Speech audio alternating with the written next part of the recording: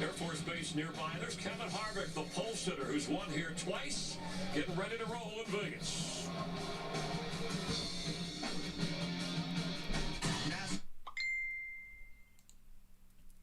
Uh-oh, time for a race. That means it's time to start messaging me over and over.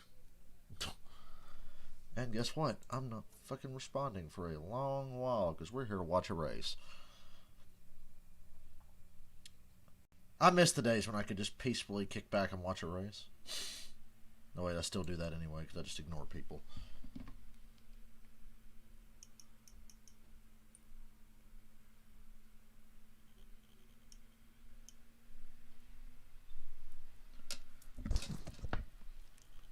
Time for another slot car Cup Series race. Hello, Robert. Hello, Jeff. Hello, Lori. Hello, world. And all those who inhabit it. I spent my time today, before the race, playing NASCAR 06 on my PS2 because it came in the mail yesterday. I forgot just how much handling factored at Daytona back in like 2005. It was totally throwing me off because I was just trying to drive Daytona, you know, like you do now. It's like, nah, your fucking car is like loose. If you don't enter the corner just right, it'll go straight to the fucking wall. You really got to like manhandle that thing. I had a blast playing it this morning and like using teammates because like I underestimated just how important the line into the corner was because it's just fucking Daytona, you know, like modern Daytona. You just run the yellow line. So I was trying to run the yellow line. Took too shallow of a line. Shit got tight. Doored Jimmy Johnson, and then Truex passed us. And then I realized, oh shit, Truex is my teammate because I was playing as Junior. So I just switched to Truex and had Dale Jr. and Truex lead the whole fucking race. Then I switched to Junior with 2 to go, passed him. That's what I spent my day doing, just playing NASCAR 06, fucking around, switching cars in mid-race. There's 5 Hendrick cars in that game because there's Kyle Busch, Brian Vickers, Jeff Gordon, Jimmy Johnson, and Terry Labonte. I had Terry Labonte win Martinsville, and I got like Gordon, Kyle Busch, and Vickers in the top 5. I didn't have enough time to switch to Jimmy Johnson. Get him up there. That's really fun. I'm going to have a lot of fun playing that whenever I'm off this week.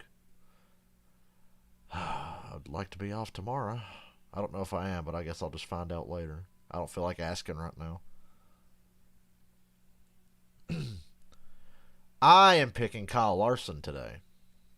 My pick is Kyle Larson. It was either going to be Harvick, Truex, or Larson. I'll go with Larson. Got a good feeling about today.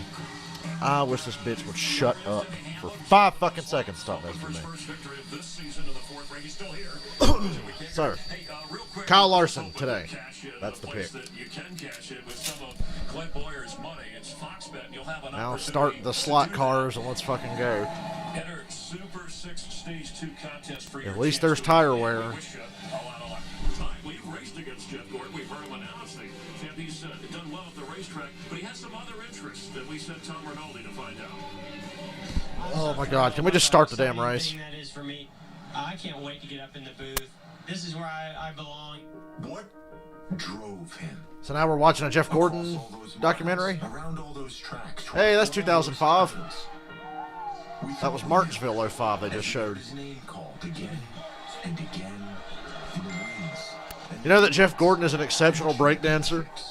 But was there something else he was hearing? Beyond the roar and rush of his sport, greater than the mission and passion for greatness, was there a... Fact, Jeff Gordon is an exceptional breakdancer and DJ. See, he was breakdancing there. That was his car upside down in the shootout in 2012. He was doing a homage to Booker T, spinning on his roof. What are we watching? These were the true... Mute. Oh, look at all those cool Jeff Gordon paint schemes. Yeah, I got NASCAR 6, right? I'm disappointed. No fucking Pepsi car for Jeff Gordon.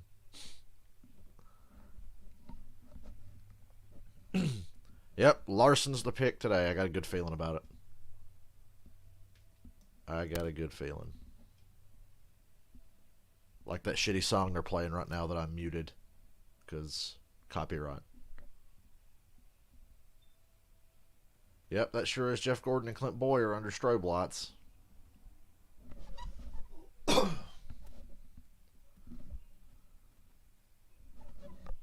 This segment sponsored by the AARP.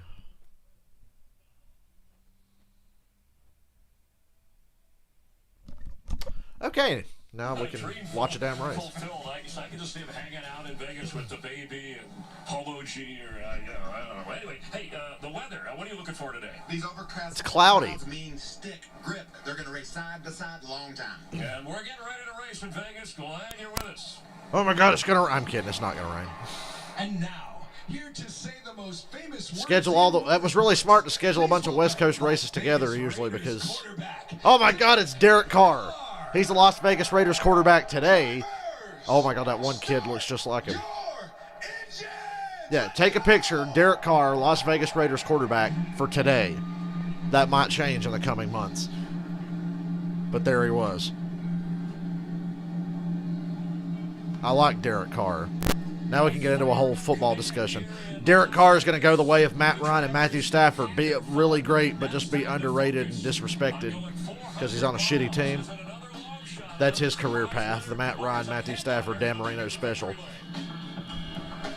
Although in that era when Marino played, nobody had seen anything like it. Nowadays, guys like Matt Ryan and Stafford, as great as they are, and Derek Carr is going to be as well, I think, fall into the crowd because, holy shit, Patrick Mahomes, Aaron Rodgers, Russell Wilson, and rightfully so. But Marino got all the love that Matt Ryan and Matthew Stafford should get because nobody had ever seen anything like Marino until he came along. But if Marino played now, oh, he's a fucking loser. Because people don't understand that football is a team sport, If you lose, it's all one guy's fault, right? Shout out to Barry McCockiner for his top 10 quarterbacks of all time video. Really enjoyed it. Yes, his YouTube channel is called Barry McCockiner.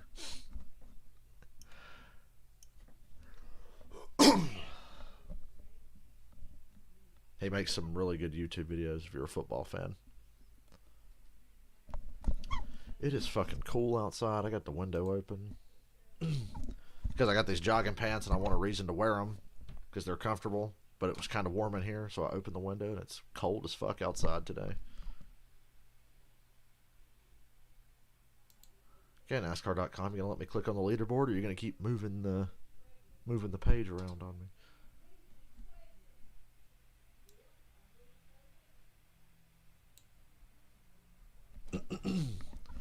Yep, all three of my potential picks happen to be starting in the top 5, but we'll go Larson.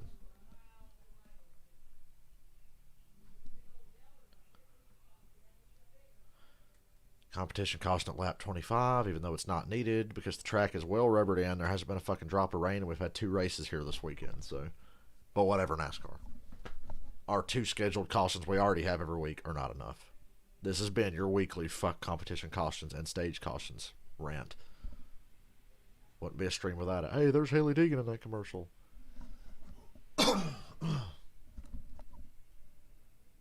NASCAR kids. Do you think I could still pass for a kid and get NASCAR kids tickets? Because I want to go to a race for like $10. Question: can you get kids tickets and then show up at the race without your kids and try to use them to get your friends in? Nah.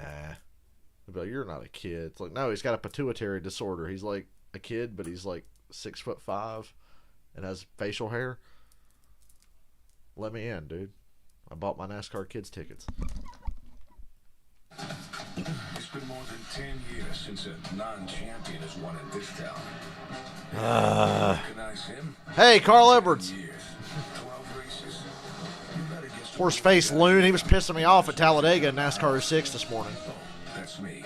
And Whenever I would switch to try to get my teammates up front, Carl Edwards would pass the guy who I had up front. So I was like, Dale Jr., get the lead. All right, let me switch back to Truex. Oh, Carl Edwards just blew by Dale Jr., so now I got to fucking switch to Jr. and get the damn lead back. it's on my side. That was starting to piss me off this morning. Long live Las Vegas. Hey, remember this time last year when everything was still normal? This was our last normal week last year. Cup Series, racing from Las Vegas. 1 year ago, this week, we were fucked. What were the odds? What a topsy season, and we can show it to you right here. Here are last year's last 3 winners and the odds going into each of the races they won. Look at this year. Oh my God. My goodness. All right now, Daytona, I mean, that's always a roll of the dice. The Daytona road course, who knew? But William Byron on the 1.5 miles where you expected the usual suspects to come through. Clint, that had to rank as an upset. Does this trend continue? It's Kyle Larson's day, kids. Who would have thought Jeff Gordon would ever get me in a nightclub anywhere by ourselves doing a DJ booth? Who would have ever thought you'd have Jeff Gordon's panic? Right, I thought I would be the one that caused the mischief. Instead, it's Jeff following the lead. That being said, I'm sticking with this wave trend. New drivers, surprise drivers. William Byron, I'm telling you, this is a trend this year. We told you it was going to be new. Kyle Larson in the 5. No. Again, That's a sexy paint scheme he's got, too. Look at the stats. That car needs to win. The The better the paint scheme, the more I want him to win, and he's driving a great one today. Same paint scheme Byron drove at Talladega last fall. On the racetrack, on the restarts, Mike, the usual suspects coming back today in Vegas. All right, well, let's call in a fellow who knows his way around a poker table or two. Our crew chief, Larry Mack Reynolds. Is this a place, Larry? Looking trim there, brother. You better believe Everybody on Fox is in good shape except Mike Joy. He's getting kind of pudgy. Larry Mack, though, he's lost weight. Follow the leader all day long. Now, it was hard to gamble last week in Homestead. Fresh tires was worth too much, but today, especially late in the race, gamblers like Paul Wolf, Joe Logano's crew chief, did 1 year ago, they'll be doubling down, baby. Well, I guess our question, fellas, is why? Question, fella. What is he, Seamus? The drivers, Chris Buescher won a stage last week. Chris Buescher dominated last week. I don't know what happened in the third stage of the race, but Buescher was good last week. Looking forward to see how he runs today. See if it was just a outlier or if they're starting to build something good. A whole lot of new names, but why? Well, we do expect things to be unexpected at Daytona. And we saw that with See the asshole Harvick fan with his mask down leaning in to talk to somebody while everybody else around him had a mask on? DFS, you're not late. The race is just starting. They're checking pit road speed right now. Homestead in the 1.5 miles. We did expect more the guys were Nice paint scheme for William Byron, too. Damn. Hendricks really stepped up their paint scheme game. Except for Chase Elliott. Oh, wait, they put a little yellow on his this year. What a difference. Last time. Let's go to Kurt Busch. Hey, Kurt Busch, spoiler. Burt Cush won here in the fall. Hi, buddy. You know how to do it. Let's have some fun. Stay focused. Nice and smooth. That was a good to get the win. I think he's trying to get in there, principal for you. Hey, Kurt Busch, spoiler in the booth. You got us? Excuse me. I don't know why I'm coughing just in time for the stream to start. Hometown kid here. You've been, man, elbows up every single week. So much fun to watch. What do you got for us today? We got a fast sponsor into Chevy. We're just kind of polishing up from where we were last fall when we won. But Kurt Busch, nice ears. you know, what happens in Vegas in September, You know, Kurt Busch had plastic surgery to fix his freakishly large ears. got a great group of guys. And yeah, I'm over. Go look at Kurt in 2002 and then look at him in like 2007. All right, buddy. I appreciate it. Good luck. We're going to be watching. Freak. You big-eared freak. I'm kidding. I'm a big-eared freak. Well, I used to be. They used to look big, but then I got taller and everything, and then I grew my hair out, so now I don't know how they look. Twice. Kyle Larson's been a runner-up here twice. Martin Truex, a two-time winner here. Michael McDowell continues his dream season, and Denny Hamlin, the big lap leader. McDowell is high in the points and getting top 10, so he's starting 5th today. Michael McDowell starting a race with track position. Brad Keselowski, row 6. Tyler Reddick, runner-up last week alongside him, Austin Dillon.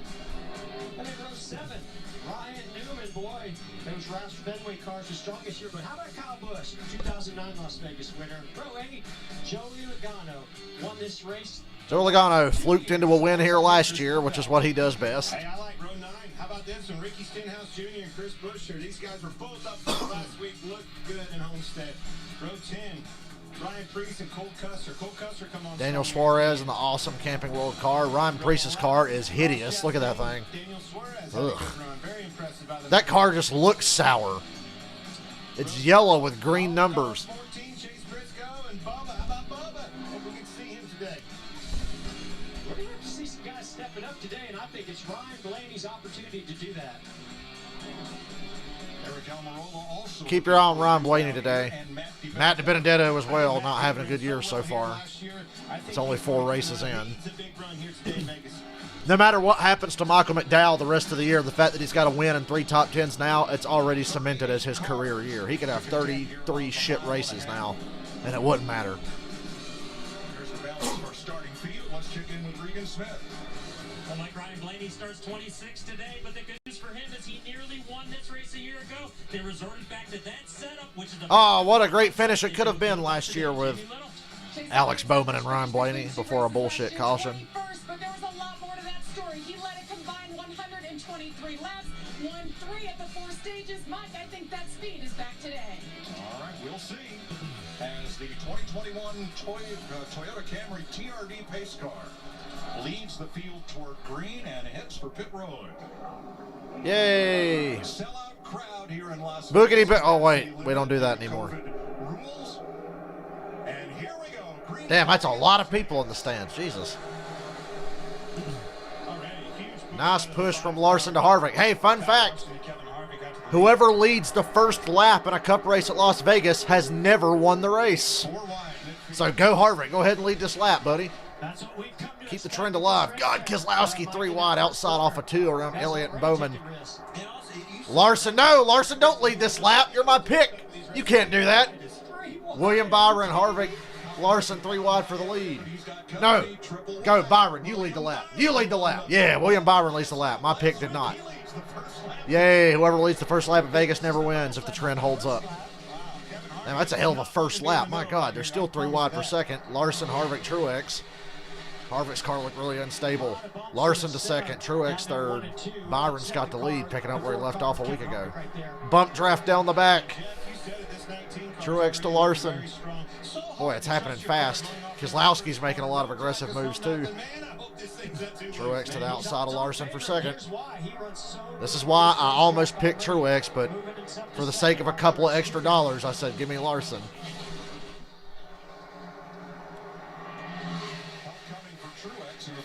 Good racing. You sure you want to break this up with a competition caution here in a little bit? Top to cover, back down to the bottom to pick up his teammate. Michael McDowell still in the top 10 after all that shuffling around in the first 3 laps. Truex can't get second away from Larson. That's helping Byron get a nice lead. Oh, he's got teammate behind him. That's going to shove Truex ahead of Larson, I think. Nope, that dirty air got Hamlin tight going into 1. He couldn't stay on Truex to push him by Larson. Might get the run off of 2 here. They are 2 abreast for 2nd, for 4th, and for 7th, and for 9th. Oh, Truex going wide. Hamlin trying to get around him. Truex tried to put the move on Hamlin that Hamlin put on him at the end of that stage last week. Boy, I like how Byron and Larson look this season. Byron just drove up and took the lead here. Elliott 3 wide under Hamlin and Truex for 3rd. Look at these Hendrick cars. Jeff Gordon's going to come in his pants. Elliott challenging Larson. Yeah, damn. Man, he wrapped that thing right around the bottom there. That was something Larson could not do the last time by down there. The bottom, I think, is Chase Elliott to second. He just passed Larson. Hendrick 1, 2, 3. Yes, Ozzy, I see you there, buddy. My cat's headbutting my leg. Chevy's 1, 2, 3 after 5 laps. After I saw that power move on the opening lap of Mark Truex Jr. Michael McDowell still in the top 10. He's 6th. March to the front, take the lead, but the thing I like about his car and Larson side by side with Elliott for 2nd. he's obviously right there in the middle of the race. Damn, this looks like a super speedway race. It keeps your momentum up. You see Is it the cloud cover cooling the track down, making this easier to happen? I don't remember this race starting this way last year. It was pretty entertaining at the end. That'll be a preferred line that we look at. Here comes Keselowski into the picture. The white car in 6th. He started 10th. And look out for Christopher Bell. That number 20 is in 8th. He is up 8 spots since the start. Yeah, here you see Brad Keselowski coming to the front. Yeah, that was a big move. Went all the way to the wall down in 3-4 to get to the quarter pound. Denny Hamlin. This is good racing. How can you ever go to commercial? They're constantly trading positions back and forth. This is the cream rising to the top. A lot of big names up here, guys that we've seen over years. And here comes another one, Brad Keselowski, as well as the winner here last fall, Kurt Busch. Now, what's happened to our pole sitter, Kevin Harvick? Yeah, where's Harvick? God, Harvick's 11th. First to 11th. Plowing tight. I'm sure the air has nothing to do with it, but if he's saying it's that bad, it's definitely handling. Good God, look at him going off into one. That team usually trims out their race cars for that straight line speed. This is a track that's a little bit cooler. Maybe they can get away with that, but you don't want to lose track position if you do that. Gonna say, him being tight, he was Looking like Denny, dude, it's 5 laps in. It's only going to make that problem even worse. It's 5 laps in, for God's sakes. We don't know who's going to win. Hendrick cars look good, though. Teammates side by side right there. Truex goes around Larson for third after Elliott and Larson got side by side. His Toyota and 3 Chevrolets in the top 4. Can Truex fuck off and let my cars lead this race? Oh, Elliott got to run down the back looking to pass Byron. Byron started blocking. Elliott wants to lead and Larson wants to keep it. Boy, Chase got loose in the middle of 3 and 4. Cost him time off of 4. You fellas talked in the pre-race about the importance of clean air here because the air is so much less dense than it was at Homestead. Is it more of a factor? It's just the speed that you're running. So much faster racetrack. It's hard to explain. When you come to this racetrack, there's only a couple of them that I can think of that truly get your attention. When's the last time Hendrick cars on a mile and a half just said, we're running 1, 2, 3, and that's the way it is? Well, we'd love to stay here all day because this is electrifying. Got to pay the bills. First commercial break, but that's okay. Looking fun so far. Well, that was a lot to keep up with. What, Ozzy? Yep. I got you to meow for the microphone, buddy.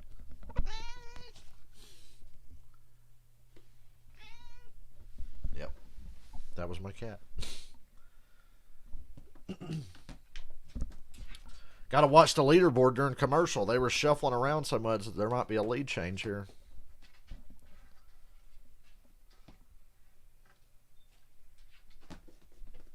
Ozzy, what in the world?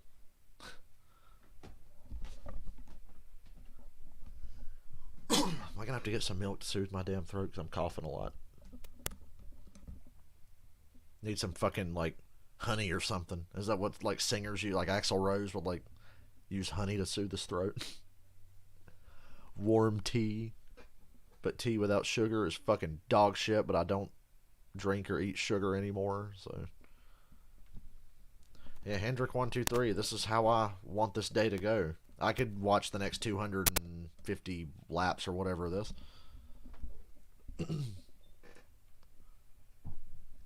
I just think Harvick's got a handling issue right now. Harvick gets good results. He's second in the standings right now, but I think throughout a race, they are so inconsistent. Like one stage good, next stage bad, then they suck most of stage 3, then they pull a top 5 or 10 out of their ass at the end of the race. They're just not consistently strong like they were for a couple of years. From 2014 to halfway or late last season, they were consistently top 3 all the time. Now he's up and down all day. Michael McDowell's dropped out of the top 10 now. And we're back. NASCAR Cup Racing on Fox is sponsored by Ford. Built Ford proud. And by Credit One Bank. Still a Hendrick 1, 2, 3, and Elliott's door-to-door with Larson down the back. Keselowski passed Truex for 4th. In Las Vegas, here's a look at today's Ford Performance Track Facts. Ryan Blaney's moving up. He's 12th. Wins here, most of any manufacturer. Joey Logano, last year's spring race winner, the most recent. Ford won the first 3 Cup races at Las Vegas.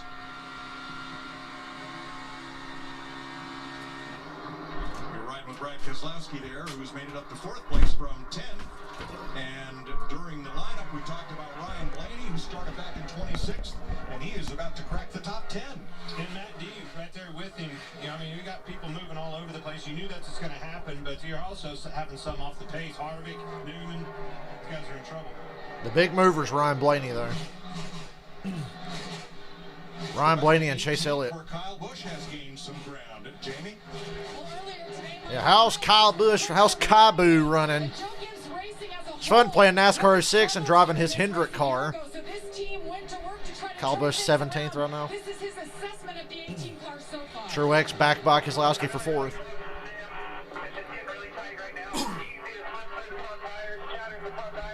I wish I could say I feel sorry for Kyle Busch coming off his worst Cup season where he got 1 fuel mileage win, and now he's got to start all over with basically a new team and a new crew chief. And I feel like half of this season is just going to be them learning because there's not going to be any much practice except for the new tracks. Christopher Bell, meanwhile, his former private... But it's Kyle Busch, so I can't say I feel bad for him, but I understand his plight. A slight change. It looks like a slight balance change. The tires are starting to change, get built up. Elliott just shoving William Byron. That looked like Cindric and Harrison Burton from yesterday. Elliott was inside going to 1. New leader, Chase Elliott. Damn, I picked the wrong Hendrick car right now. Yeah, and Chase got right up against Byron's bumper. Oh, look, the 0-0 made Byron move up in the middle of 4. Chase was hooking the wall, comes off the corner, shoves Byron all the way down the front stretch, gets him a little unstable, and makes the pass going to turn 1. Brilliant move.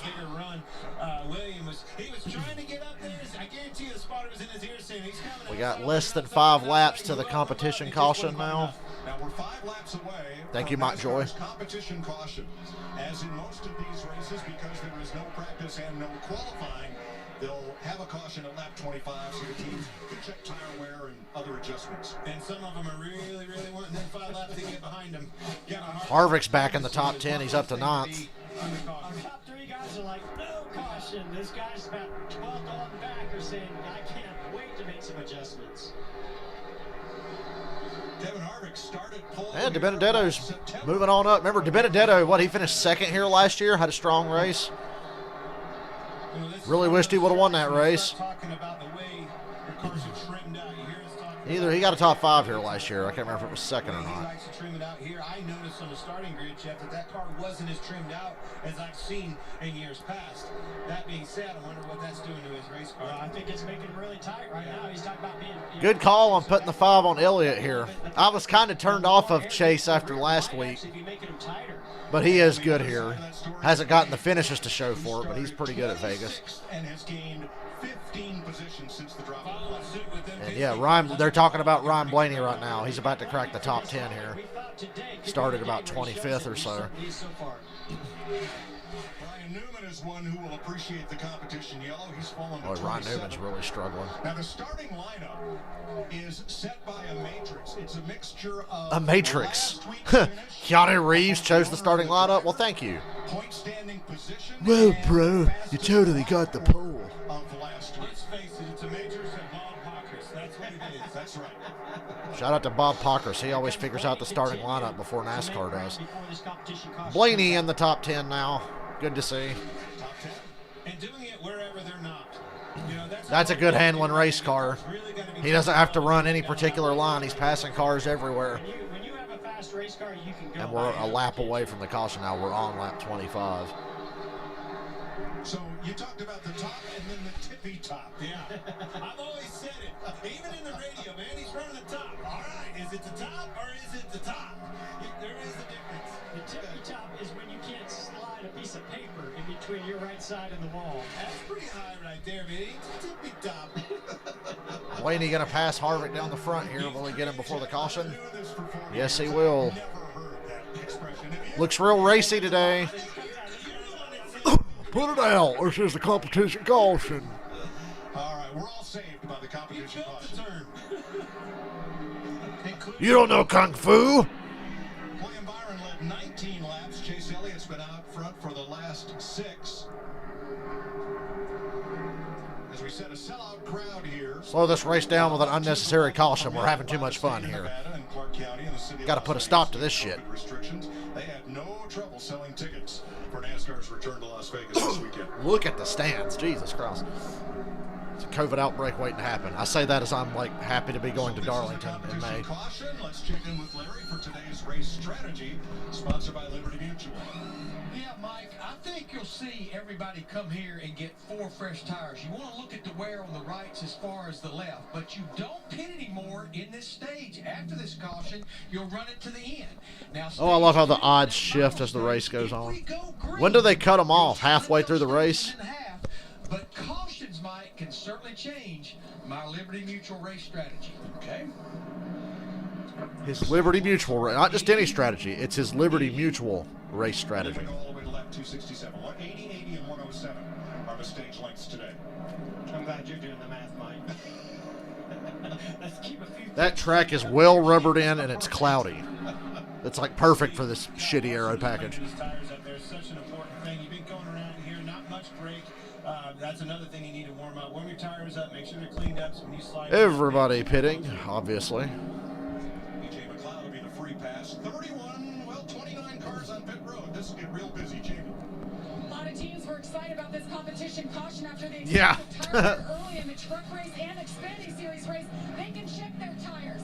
So that neither Chase Elliott obviously. I love that at least the tires are similar or the same at a lot of racetracks across the 3 series now. Oh, Elliott slow stop, had to back up there. That's going to cost Chase some track position.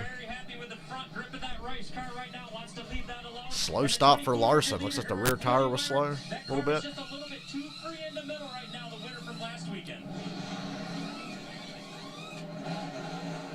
Ooh, almost a collision on pit road. Kyle Larson takes the lead. Yeah, my pick. Larson, Hamlin, Truex, Keselowski, Bowman, Elliott dropped 6 spots. Slow pit stop. But Larson takes the lead.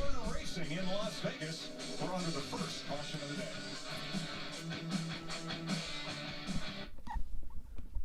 day.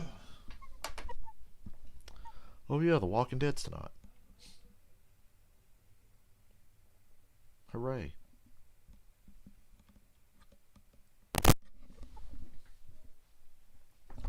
I figured the halfway point would be the cutoff for like, oh, get your bets in, you know.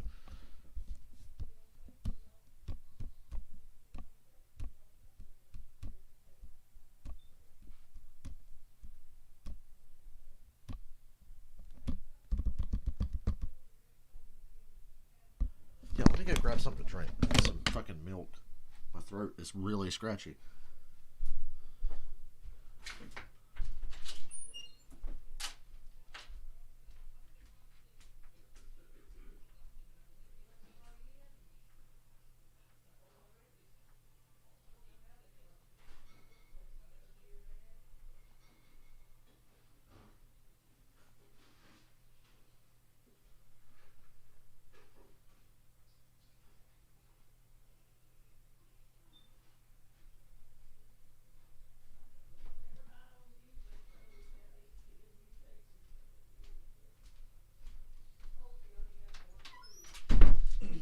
So, as per usual, I have 2 Atlanta Falcons cups. They're my milk drinking cups. Tastes like failure.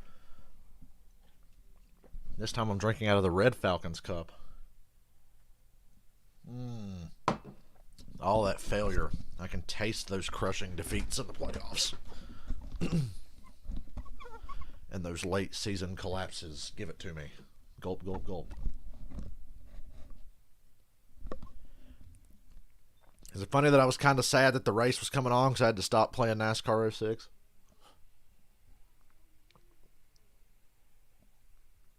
I should do a season and try to make sure that Dale Jr., Martin Truex, and Michael Waltrip finish 1, 2, 3 in the points. Yes, that's what I will do. Couldn't find any good custom setups for NASCAR 06. I'm just using NASCAR 05 Chase for the Cup setups, and they seem to work. Pretty much from like 03 to 07, you can use the same setups in all the games, and they tend to work. Although I get the sense that there's some rubber banding going on with the AI. Because in every fucking race I run, there's always one car. I'll run 3 seconds ahead of most of the cars, but there'll be one guy on my bumper. The second place car stays on my bumper the whole race, and if I get tight, he passes me. And your car will get tight a lot. Maybe it's just I need to take wedge out. I don't know. but we'll drive away by like 3 seconds. But he'll stay on my goddamn bumper the whole fucking race. And I'm like, that's got to be rubber banding. It's like they just pick a car and go, this is the guy that's going to be up your ass the whole race. Deal with it. But I got to switch to a teammate, catch up, and fuck him over. Whoa, Elliott's got damage. 6 spots on pit road. You see the damage here near the jack bumper. The jack fell off. Try to get an update on that. That's not major damage.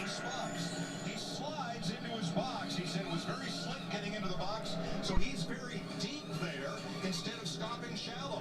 So when Anthony Alfredo... Yeah, he had to back up to avoid Alfredo, but still, that's weird. The jack did damage to the right side of the car. Remember back in the past, they do that shit on purpose. They pull those fenders out. That's like right under the number, though. That's right where the jack goes. Anyway, Kyle Larson's your leader.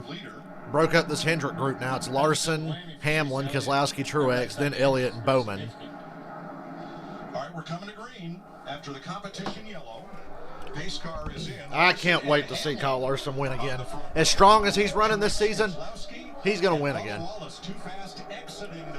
Bubba too fast exiting, but he was 20th anyway. What's it matter? Restart on lap 31. We got 50 to go in the stage. Good push on the bottom from Keselowski to Hamlin. Look at Harvick going. Ooh, he was looking to go 4 wide back there for about 10th. Hamlin takes the lead off of 2 with a push from Keselowski.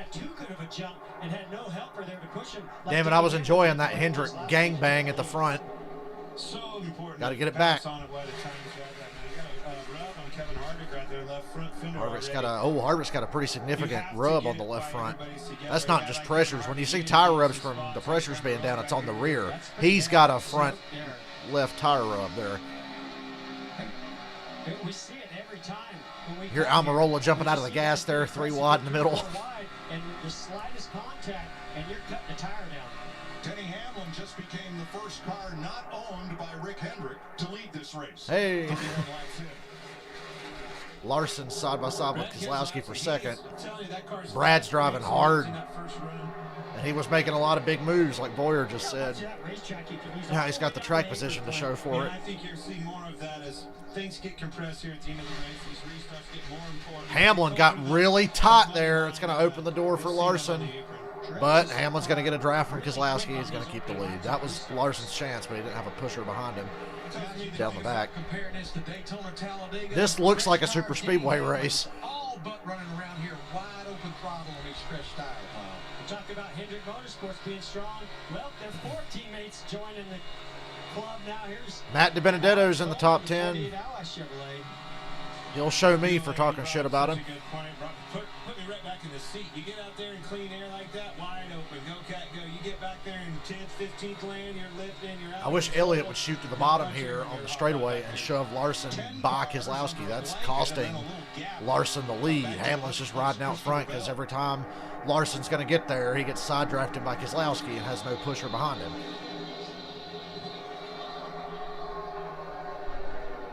Kevin Harvick has dropped to 25th and looks like he may fall further. God, Kevin Harvick's 25th. That tire doesn't blow out. I don't know if it's still rubbing or not. He's 25th and they aren't showing him. They're showing all this battling up front right now. Second place, Ford Chevy side by side. It's amazing. It feels like it's taking more laps to get them strung out like they usually get. It's taking a few more laps than normal. Usually after 3 laps, they're spread out. But with this, it seems like they're going about 10 laps before they really get strung out at all. Even then, they weren't that far apart. His car be really strong in the long run.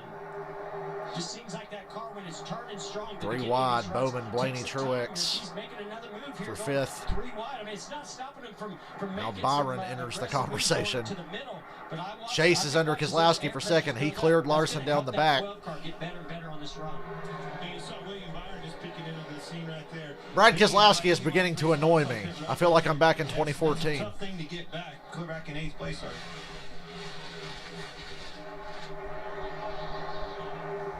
Blaney had his nose poked up there into 5th position. Truex now takes that from him, but ahead of them, and here it is for 2nd. 3 wide for 2nd. Elliott, Larson, Truex. Ooh, Elliott. I think Elliott cut Larson a break there. He felt his car pushing. He got off the gas. He didn't want to run into him. I was worried that he was about to take them all out. And now Larson clears Keselowski for second. Aggressively chases him up the racetrack in the middle of two to clear him. You got to get clear before you go down that back straightaway. Ooh, Keselowski got a bump from Elliott. I thought Brad was going into the wall. He got a huge shove from Chase. It upset the car. He was sideways. Yeah, that Kyle Larson paint scheme's awesome. Damn it, Chase. You shoved Keselowski back to Larson. Now they're side by side again. Brad, if you wreck my pick, I'll never forgive you. I will never forgive you for this. Hamlin's loving this. He doesn't have to do shit. These guys are killing each other for second. There's a couple reasons, obviously. There you go, Chase. Shove Larson by Keselowski. But if the car's loose, man, you want to be right down on that line. Just get me away from everybody. I got to get this thing underneath of me.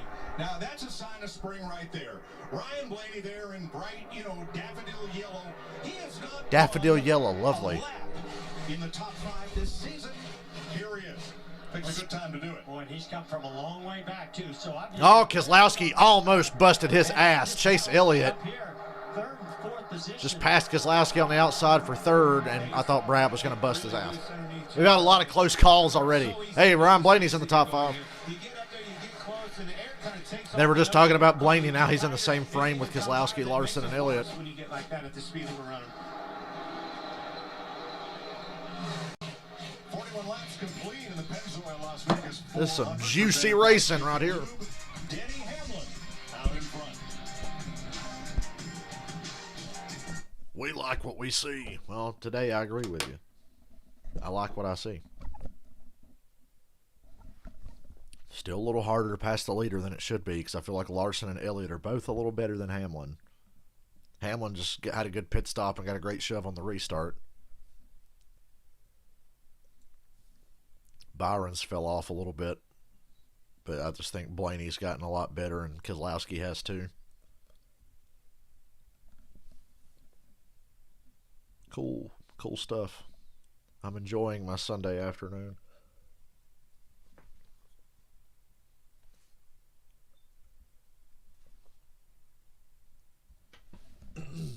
Justin Haley, yeah. He's an old school bushwhacker. That's what they used to call him, right? Bushwhackers. Justin Haley, the last remaining bushwhacker. Running every damn race he can.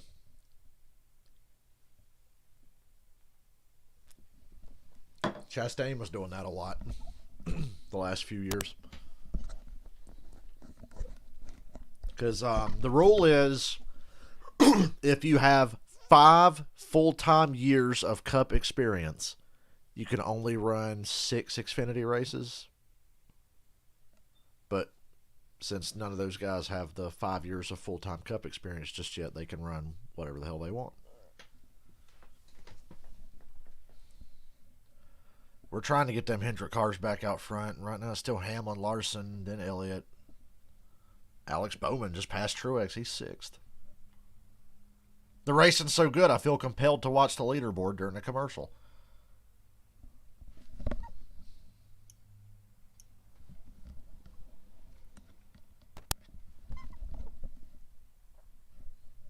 That milk did a lot of good for my my cough. I'm still feeling it a little bit. Hey, new leader, Kyle Larson. So says the leaderboard. I don't know if he's clear or if they're side by side, but it's got Kyle Larson out front now. I like what I see.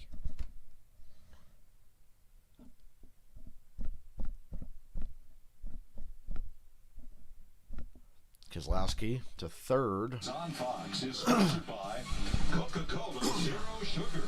Tastes unbelievably delicious. 45 laps complete. Kyle Larson now the leader over Yay. Hamlin.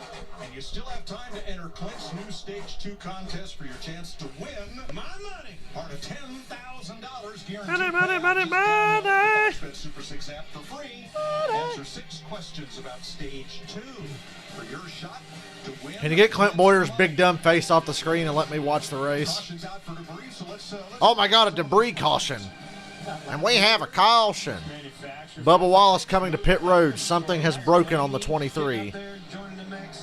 It's like he never left pity. So there's debris, and it could have been off of Bubba's car. Here's the pass for the lead we missed during the commercial. The dirt racer Kyle Larson get up to speed. I think he's figured it out quite nicely here, Clemson. He takes Might the pit lead here. over Hamlin. You can make it to the end of the stage, but you might get some split strategy. I don't know. It'd be a long way to go. I think everybody pits. Pit. You ain't gotta see. My brain keeps making me think we got to worry about sets of tires, but you don't. Because we've only run about 16 laps. That's a lot of laps on these tires. With just a little under 30 to go, I think we will see a mixed bag of strategy right here. I think the gambling Strategery. Is that why they threw the caution? Thanks, Larry. Now, we've talked about Kevin Harvick's problems, and we're going to... Kevin Harvick is not in the top 20. But first, we listened in. Y'all got jump up back there. I mean, on 43 just barely came up, and he just scratched that fender, folded it up like nothing but he did just right. It wasn't terrible. I just saw the smoke and lost too many positions when I thought I had a real big run. Let's have a look. It turned out it wasn't just the 43 involved. So they're 4 wide here. And Harvick got fender damage from Eric Jones, and that just killed his whole run here. Especially right up on top of the tire. Just kind of running out of real estate there. The corner's coming up. See. That looks like NASCAR heat. That fucking camera angle. About 180 mile an hour right there. That's all. It's a little, how lucky was Kevin Harvick? He's got a flat right now. Look, Harvick's tire just went down under this caution. Well, that was a fortuitous yellow. See, that's a big word. Slow down a little bit. Hey, that's why. That's a veteran race car driver moving to. Yeah. Green, Bubba Wallace made an unscheduled pit stop. What's the debris? Can we see it? Did some work underneath, put it back down. He is Logano stays out. He'll take the lead. Most everybody pits. A lot of cars. Yeah, over half the field's pitting. I saw like 3 cars stay out. In there right this time, he had missed the post on the last stop, and he crinkled up that right side of 4-tire stop here. Brad Keselowski says his car is pretty Didn't hurt Elliott's handling any at all. If anything, that might help. This is a really competitive race. Oh yeah, I mean, yeah, I said a minute or two ago, I think Larson and Elliott are better than Hamlin today, but Hamlin just got the lead off pit road. He's not going to be the leader, but he's the first car on 4 tires. Hamlin wins the race off pit road again. Few cars stayed out. Let's see who. I saw Logano was one of them.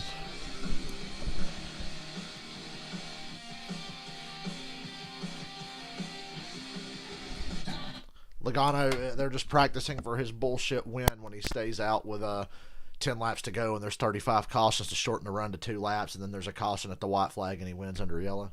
That's the Joey Logano special. Get out front on strategy and get lucky.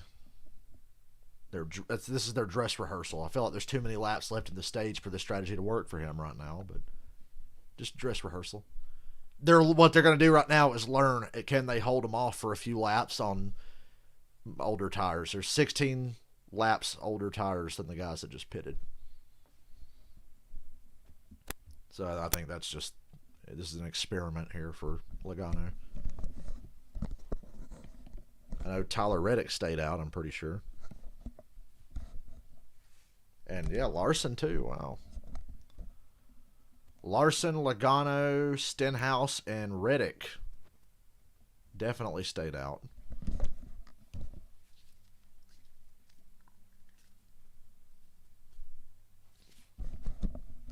I'm cold now. I don't know if I should close the window or not. I'm going to leave that fucking window open till the end of the stage. Because my room gets hot so easy, I don't trust it.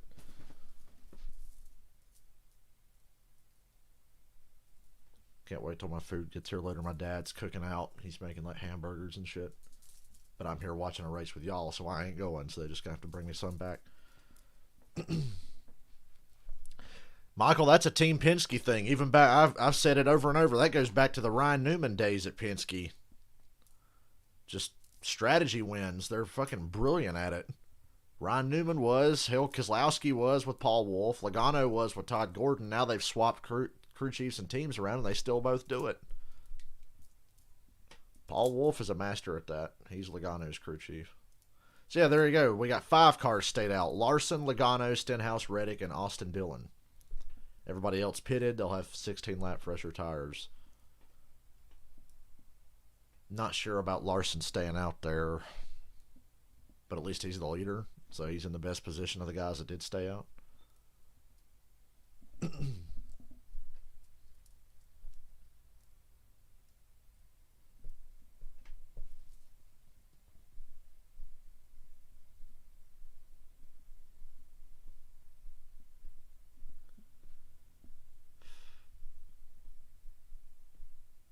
Go back and look at all 8 of Ryan Newman's wins from 03 and see how many of them were just fucking bullshit strategies that paid off. Because they didn't even come close to winning the championship, and they won 8 races. Oh, shut up, Michael Cole. Poor Daniel Bryan having to wrestle in front of fucking nobody. Poor Edge finally gets to come back, and he's wrestling in front of nobody. There's going to be fans at WrestleMania, so I will definitely watch WrestleMania. Just so I can watch a damn wrestling show with a crowd. I need to pick up and start watching my 2000 WWF again. It's been a couple of weeks. I watched WrestleMania 2000, and it was a bad show, and I haven't been that interested to go back since, but I know that it gets better after that. That WrestleMania was as bad as I thought it was. Classic rock and roll in there, too, if you want some of that. Holding the wheel is the only thing you can do. The hood is up on the 23 car. Just want to update Bubba Wallace. He's been on pit road for a while. They have an oil leak, so oil leak on the 23. What, he just spent a few minutes here fixing it. He's well, that blows. Go green, Mike. All right, 29 to go in stage 1. Larson, Logano, Stenhouse, Reddick, Dillon, and Denny Hamlin's on 4 fresh tires. I think even further back than that, Mike, maybe in the 20s. Yeah, several of them. Stenhouse, Logano, Reddick. Go like hell, Larson. The sun's starting to come out. It's getting brighter, I noticed. See if that changes anything. Elliott on 4 tires, 4 wide on the outside of Reddick. Reddick tried to block the run, but he couldn't do it. Kurt Busch shoots though. Come on, Reddick, car high. Give him room, fucker. Thought he was going to wreck Chase. Larson gets the lead for the moment. There's a lot going on. I don't know where to look. Logano around the outside for the lead. Here comes Keselowski on 4 fresh tires, though. Keselowski hooking that outside. Hamlin got bogged down on the bottom. I think Brad's going to take the lead pretty easily here in the next lap or so. Oh, right down on him.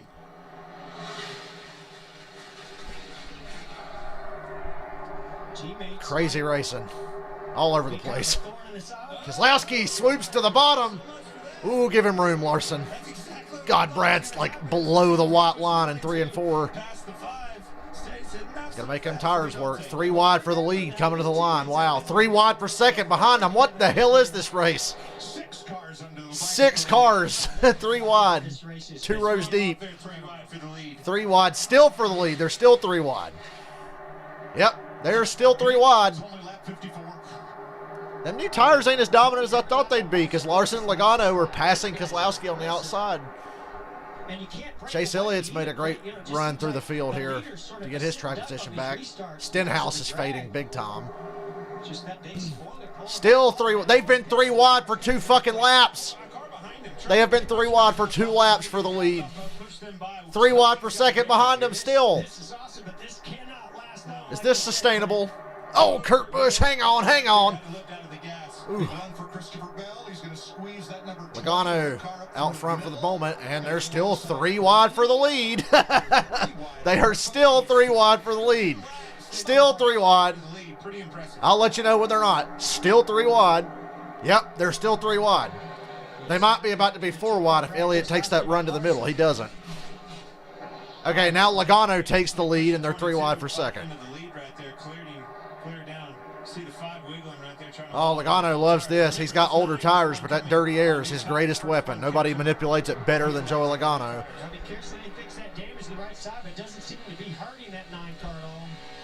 Joey Logano, I believe, has now led more races here than anybody. 11 straight. That's the record. Keselowski and Elliott for second. So, with 16 lap older tires, you can stay up here. Keep that in mind for later. File that away. Remember at Kansas in the playoffs last year when I said somebody should have stayed out or took 2 tires and they would have definitely won? And then they all took 4 and Logano kept the lead off pit road and just drove away and won the race because Harvick couldn't pass? Yeah. If this race comes down to that late, I'm staying out. Or at the most, I'm taking 2 tires. Elliott, good luck. Elliott's looking for a place to go around Logano for the lead. Good luck. You can see the back of Joey Logano's car moving around through those bumps. I mean, it's handling it really well, but those bumps can really upset the car down there. So I think the outside line is the way to go on restarts because Denny Hamlin is nowhere in sight and Keselowski and Elliott are up here at the front. And Logano got the lead. So the outside line's the way to go on restarts. Learning a lot here for later in the race. And it's just like Mike said too, Jeff. It's the first time you felt that old girl step out on you. You know, you've been up there in that clean air, the thing stuck like glue. You get it back there mired in traffic, and it has significantly less amount of downforce on it and way less grip. Garrett Smithley was the free pass on that caution. So we have 32 cars on the lead lap out of 38 starters. 21 to go in stage 1. I don't think Logano's going to be able to hold off Elliott and Keselowski or Larson for that long. Truex back up to the top of the racetrack and trying to charge forward along with Hamlin. And there's Austin Dillon who restarted up at the top 5, backing up now. Tire wear is good, but I'm glad they're wearing just enough to where they could consider staying out or taking 2 or whatever. Not wearing too much like Atlanta. I think Atlanta's a little too much. But here it seems to be a perfect balance. The opposite of that would be Kentucky or Charlotte, where tires just don't mean a goddamn thing. Kentucky, Charlotte, Texas. Or, well, Charlotte last year when they brought that shitty left side tire and ruined the Coke 600. They kind of do the same thing following suit on lap time. I tell you, Clint, I think one of the decisions... Every time Logano gets the lead, I get Vietnam-style flashbacks of Kansas from the playoffs last year. This is just like Kansas. We saw it in the first stage when he was running in front of Harvick last week. He felt like, hey, my pressure's up built up. I think my balance is good. Let's stay out. And his car was took off much stronger. Elliott got to his inside. Elliott got to Logano's inside. Block this, fucker. Exactly what you're seeing right there. Logano gets loose in 4 and Chase Elliott takes the lead. I knew Logano would not be able to hold him off for 30 laps. But it took a long time to make that pass happen. It took about 12 laps to wrestle that lead away from Logano, who had stayed out up front. Keselowski gets by him for second now. That may be one reason why he fell so deep in the field. And going to the 22 of Joe Logano, I mean, I almost forgot that he stayed out because he was so strong on that restart. But once you lose one position and you start to get in a little bit of dirty air, those older tires start to really show themselves. Yeah, I think Larson and Logano might start fading here. Blaney's under Larson for 4th. Logano's car immediately fell off a bit as soon as Elliott got by him. 17 to go to the end of stage 1 as things move quickly here in Las Vegas. We're going to go Fox side by side. Yay, side by side. Thank God my cable's working today, but this is on regular Fox, not Fox Sports 1, so glad I didn't have to play the lottery as to whether or not Fox Sports 1 was going to come in. Thank you, Northland Cable. They're cheap, but you definitely get what you pay for.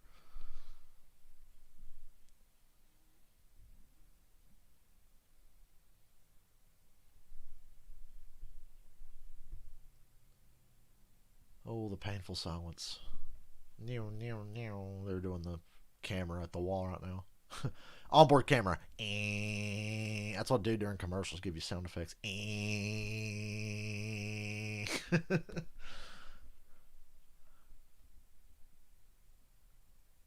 Based on the camera angles.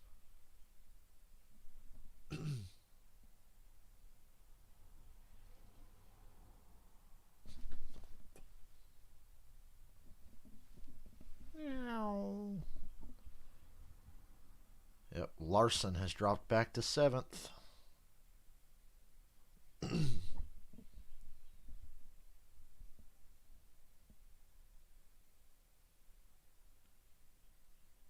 If there was closed captioning for NASCAR side by side, would it just be would it say at the bottom of the screen, loud engine noises?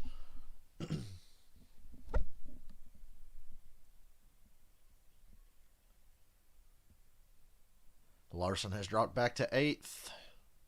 Make that 10th, actually. Matt DiBenedetto's passed him. Yeah, staying out. Not a good move. Short term, yes. 5 or 10 laps, yeah, it'll work. But running 30 laps, I didn't think it was a good idea.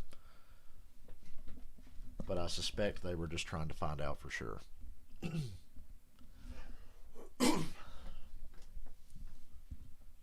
Oh, it's time for our favorite lap of the day. Can you guess what lap it is this time by?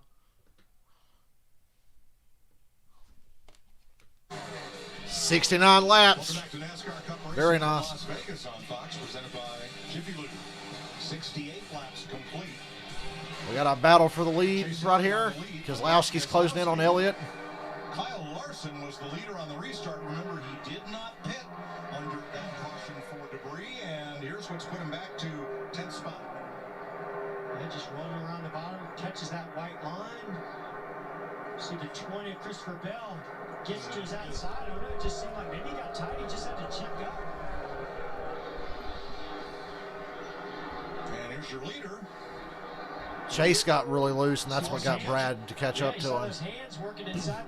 Off of 4, they both Elliott and Larson are both bad off of 4 right now. Elliott holding the lead for now. Bell passing Logano for 4th. And Keselowski's working on Elliott now. Yeah, Brad's starting to annoy me. Chase is having to deal with this fucker every week, and he drives like a maniac. 10 to go in the stage. Give him room. Brad's car likes to run wide, and Brad can't clear him off of 2. He could have if he wanted to be a dick. He had just enough, I think, to clear him, but Brad taking it cautious here, driving hard, but not too hard. Now Elliott retakes the lead on the outside, and now they draw about even. 9 laps to go. And Blaney's catching both of them. Blaney has been a rocket ship the whole race. Started 26th. He's only gone forward. If I had to pick one, Michael, I would take Blaney. Michael, I would take Blaney. Brad's had the better track position. I think Blaney's got the better car. He's better in traffic. And Keselowski takes the lead now. 8 to go in stage 1. 9 laps to go, stage 1. Back in 4th place, Christopher Bell's had an impressive run, Jamie. And Bell is the real deal, isn't he?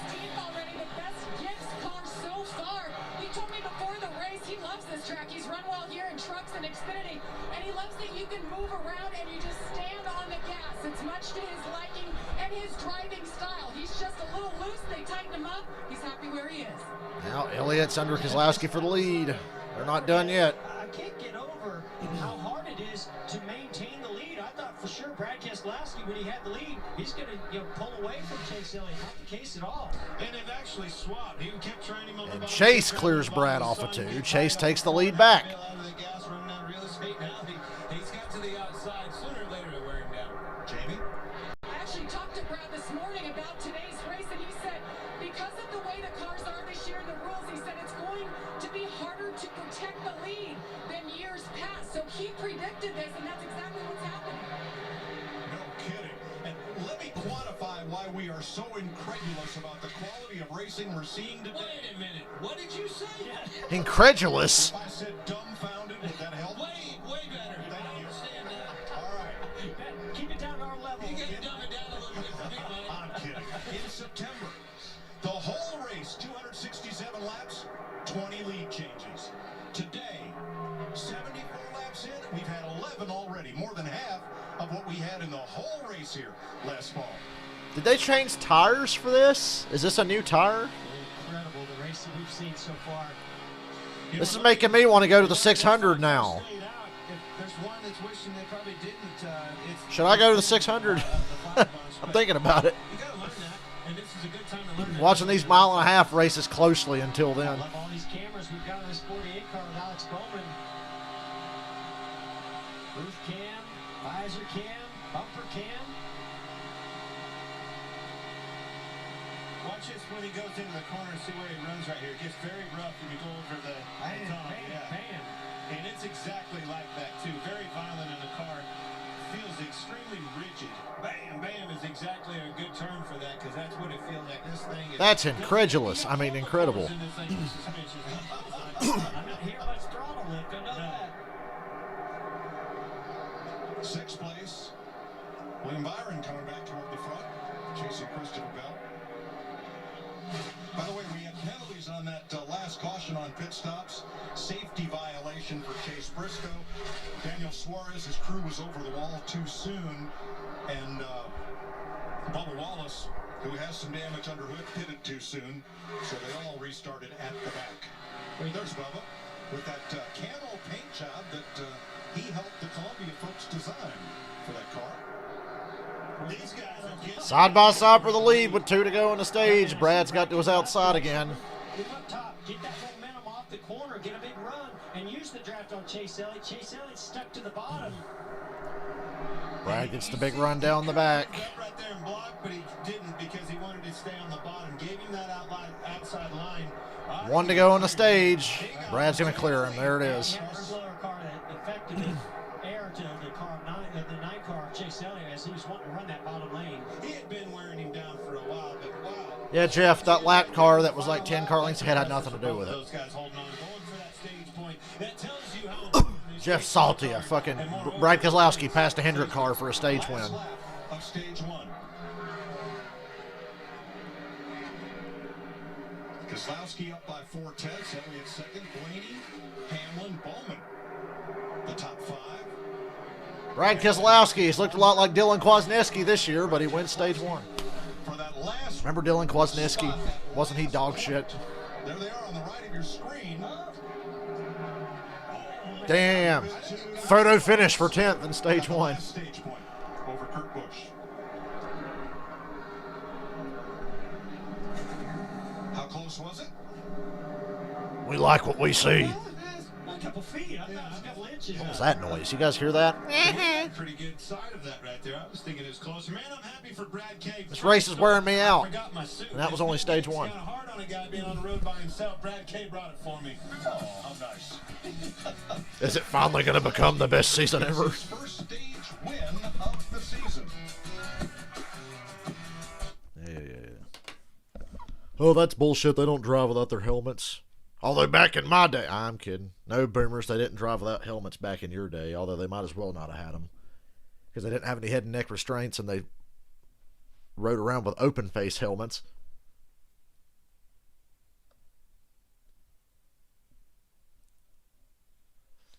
Looking back, are we that surprised that Dale Earnhardt got fucking killed? That motherfucker was always like, I don't want no head and neck restraint. Less seatbelt. He would like wear as little seatbelts as possible. Didn't want any head and neck restraints. Wore an open face helmet. Raced with a fucking broken sternum after Jerry Punt said, look, if you hit anything with that broken sternum, you're going to die. I mean, should we really be surprised that the man got killed? They said his belts were loose as fuck when he died.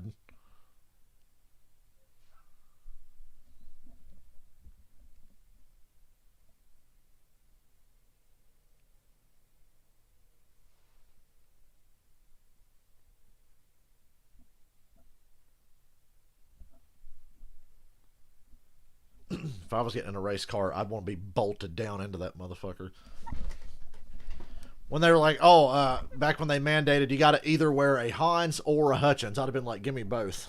Can I wear both? Yeah, under caution, he unbuckles out of his car and he's wiping the windshield off. Yeah. Won the pole with a broken sternum, set the track record at Watkins Glen, though. Got a top 5 in the race. Should have won that race. Jeff Bodine won that race on strategy. Changed the way we look at road course race. Well, changed the way we looked at road course strategy until stages came along and just shot that in the face. Ozzy, what do you want? He's coming in and out of my window all day bugging me.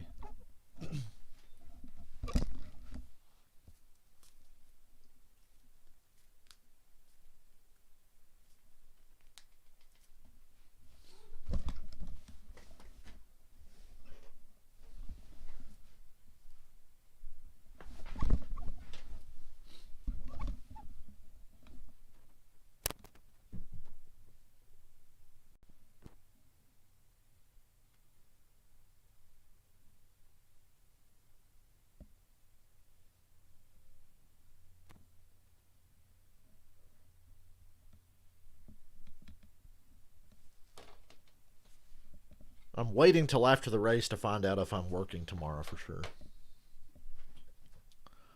Old Tim Fedewa, he used to piss me off in one of the NASCAR Thunder games. We've had this conversation in the past, I know.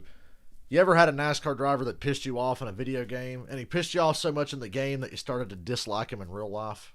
Then you have to remind yourself, oh wait, that wasn't really him. For me, it was like Dale Jarrett and Ron Hornaday that pissed me off in the games, and I was starting to dislike him in real life. Ties the track record. That's where we are right now. Jamie. Chase Elliott drove Pit road. in the pit box last time. You see him come in very nice. Stopped short there. 4 tires stopped. Yeah, he stopped short in the box this time. Front buildup, so they'll make an air pressure adjustment there.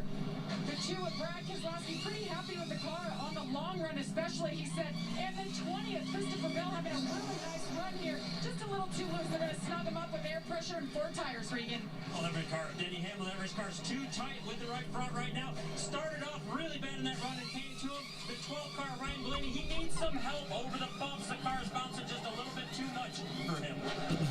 Slow stop on Elliott. They're looking at that right side. Hamlin takes the lead again. Denny Hamlin's pit crew's trying to win this race, Robert. That's 3 times now Hamlin's been the first car off pit road. BJ McLeod got the free pass, and they're repairing that sheet metal damage. Chase Elliott's Is NASCAR making them do that? It's so important to repair that yellow strip at the bottom, the rocker skirt. You want that sealed to the racetrack, and it can't be sealed the way it is right now. Well, it didn't seem to be hurting the way that car was running. Hey, Brad, this is Jeff up at the Fox Sports booth. You got us? Yes, sir. Well, man. I love the color of the tires on Blaney's car, Braden. You brought a suit or something here. Well, that good deed's paying off for you right now. Thing looks good. What about it? Yeah, I hope you can't see the wrinkles. Sorry about that, Glenn. I might have dropped some on. But, no, the car's pretty good. Just trying my best here. The track's really shady, as you can probably tell, Jeff. It's got a lot of grip. Kind of set up for it to lose the grip, and I think you saw that with that long rod car just kept getting better and better. But part of the discount tire Ford team got us a stage win. Now we just go bring it on home with the next stage on a race win. Well, thanks for talking to us. You guys are putting on a heck of a show from up here, so we're enjoying the heck out of it. It is, man. That 3-wide battle at the start was awesome. They were 3 wide for like 5 laps for first and second. Tyler Reddick too fast on pit road. Chase Elliott going to the rear after they took extra time to fix that little bit of right side damage. I am getting hungry, y'all. 1 second.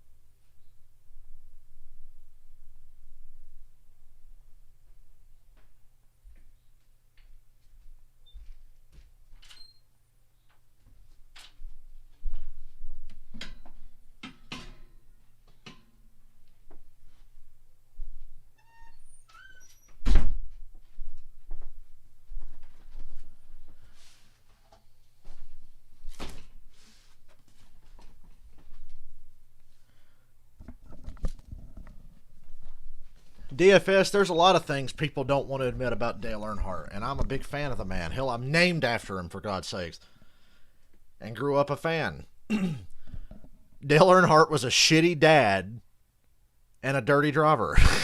I'm sorry, it's true. The most talented driver of all time, the best ever, but just a shitty dad and like a dirty fucking driver. Let's be real. And was one of them stubborn boomers that was like, I don't want no goddamn safety harness keeping my neck from getting snapped. You know, shit like that. Darrell Waltrip was like that too. Darrell Waltrip's admitted that he was like that, and he said he regrets it very much. Darrell talked about, he said part of the downfall of his racing career was not embracing like new trends, like new technology and new ways of doing things, having teammates and shit like that. And Dale was the same way. Dale was furious when RCR started up a second team. Didn't like it. Didn't want it. Didn't want a fucking teammate. But Richard Childress's logic was, hey, Terry Labonte and Jeff Gordon are kicking our fucking ass right now. Do you want to let that keep happening? We need a second car. I love Dale Earnhardt. I got a shit ton of Earnhardt stuff. But I'm just being real. He was a shitty dad and an asshole, but he meant well. He had a heart of gold. Would do anything for his friends. But on the racetrack, he was a motherfucker. Oh, yeah, and his wife sucked. And still sucks to this day. Fuck you, Teresa. Sue me if you ever hear this.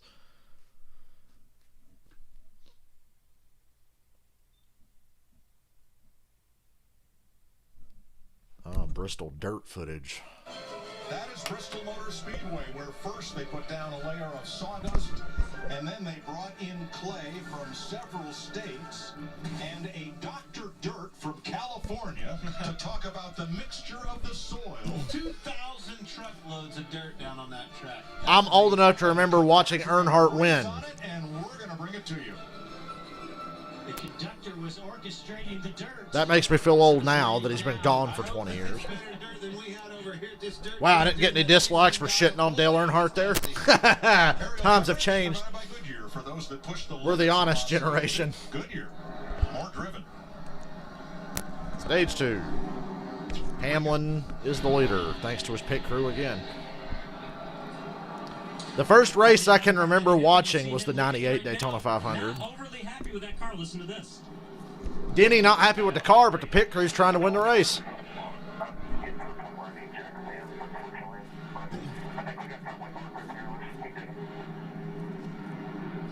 Get to the point where I need jack stand. I like that. I've never heard that line before. What's he mean by that? Means he's gonna have to put it up, gonna have to get underneath of it and do some more work. He's gonna get any speed out of it. It's gonna take jack stands to do that. He's only got weight jack bolts. That's all he's got. All right, Hamlin and Keselowski on the front row. Bowman and Blaney. DiBenedetto, Logano. Jeff Gordon's first Cup race was Atlanta in 92. Hooters 500. Hamlin, Keselowski, Blaney, Bowman, Logano, DiBenedetto. New look up at the front here, really. I like Blaney. Out of this top 5, I think I like Blaney the most right now. Byron's not good without clean air. He got stuck in the middle of the top 10 and couldn't really go anywhere. I'd like to see what Blaney looks like out front and see if he's the one guy that can just drive away. Nobody else has been able to just drive away. It's been close all day. Byron 3 wide around the outside. Can't make it work. Keselowski leads the lap. Here comes a big push from Blaney. Now I really feel like I'm watching a super speedway race. We're on some batteries on that radio today. And they're still mining their piece of cube right now. You wait till the end of this thing. You get down to that last stage and the money's on. Harvick and Kyle Busch are slumming it for 15th. That guy's voice is going to be a lot higher than it was right there.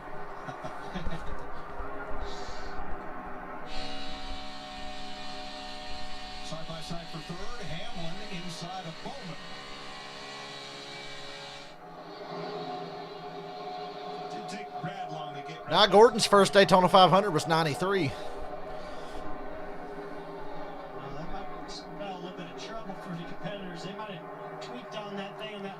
Keselowski, Blaney, and Bowman. Yeah, Denny just doesn't have the speed.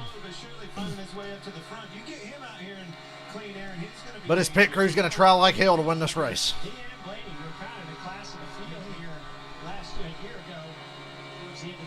Blaney, you said it again. Going back to the pre-race show, Jeff. He needed a big day right here.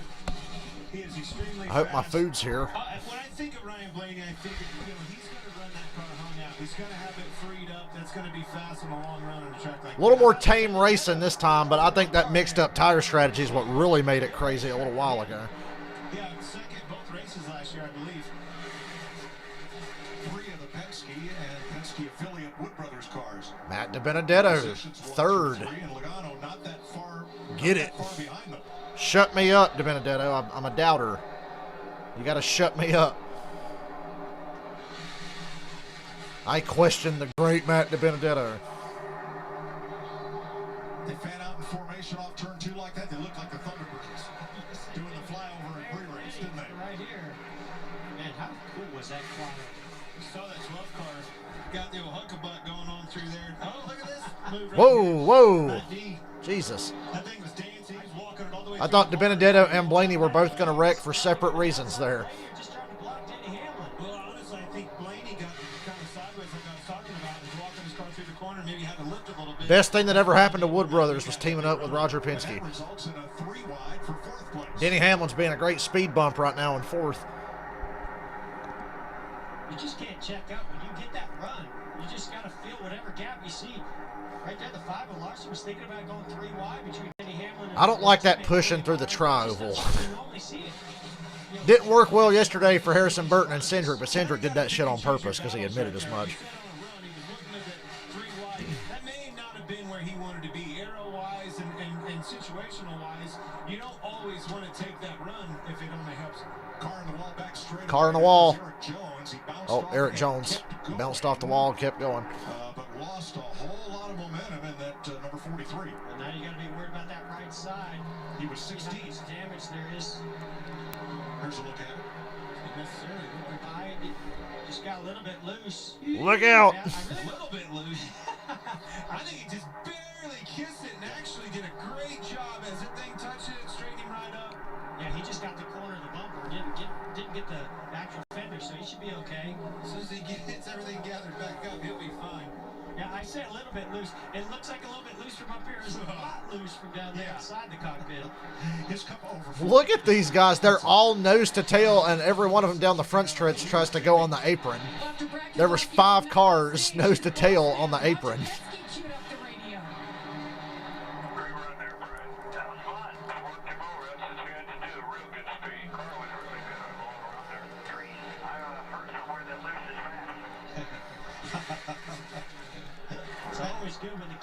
I think Blaney's a little bitter. He's just got to find a way to get the run at the right time and not get caught in that dirty air.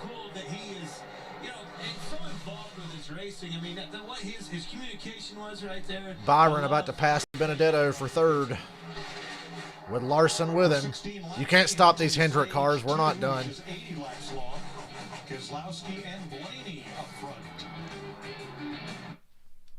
I'll be right back.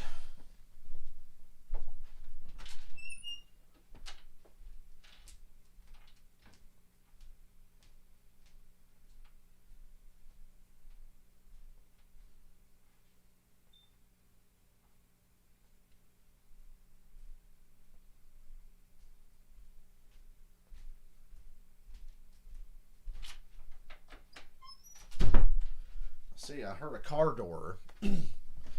Got my hopes up that my food was here.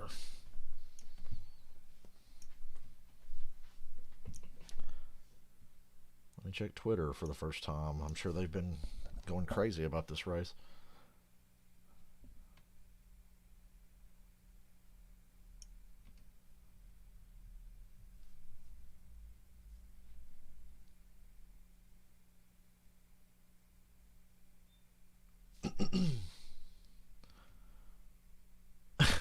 Do we like what we're seeing?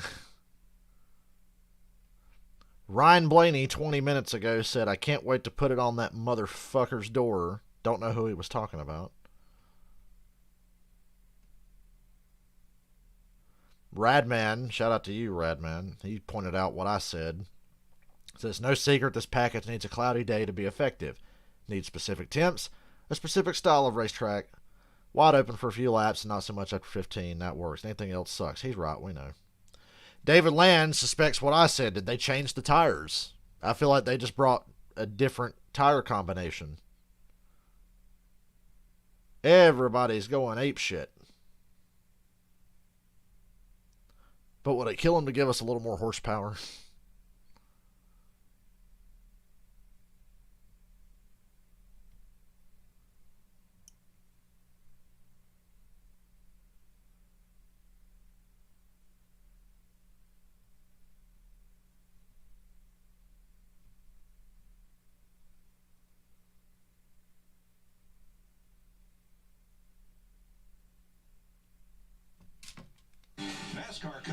Look at them old people in the crowd. Go home. You don't want to catch the Boomer Doomer. And by Credit One Bank, the official credit card of NASCAR. 101 laps complete in Las Vegas. Keselowski the leader. It's tournament time. The Big East tournament tips off at Madison Square Garden. Why is Matt DiBenedetto's name still so hard to say? Seton Hall rise up, or will some Cinderella team emerge? You can catch all the excitement March 10th. They're going to throw a caution for any piece of paper they can find on the racetrack today after that 3 wide for 5 laps deal earlier. You know it. Welcome back, Erica. Keselowski, Blaney, Larson, my pick. Larson's who the money's on today.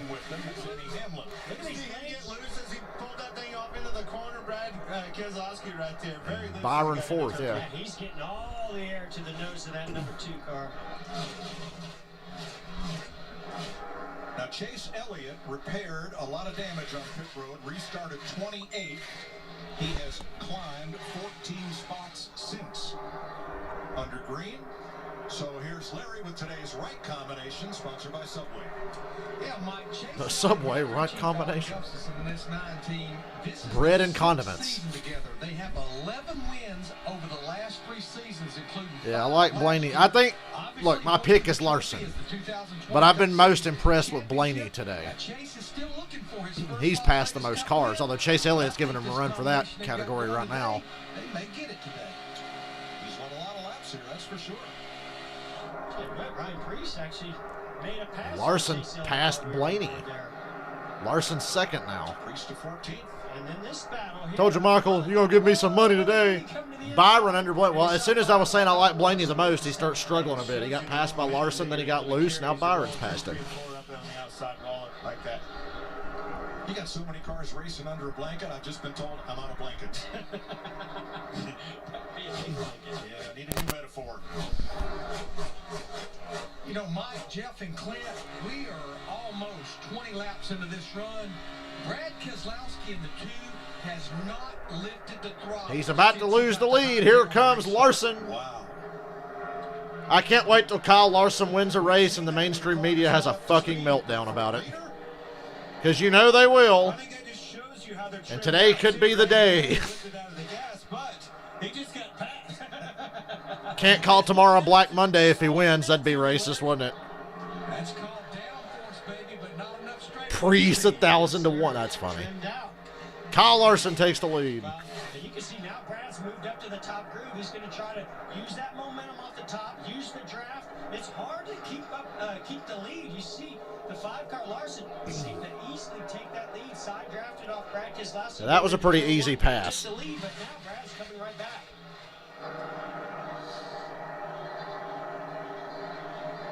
You can see the draft 3-4 miles per hour to Brad Keselowski. He's in the tire tracks of our leader. Oh, the media would go fucking crazy if he wins this.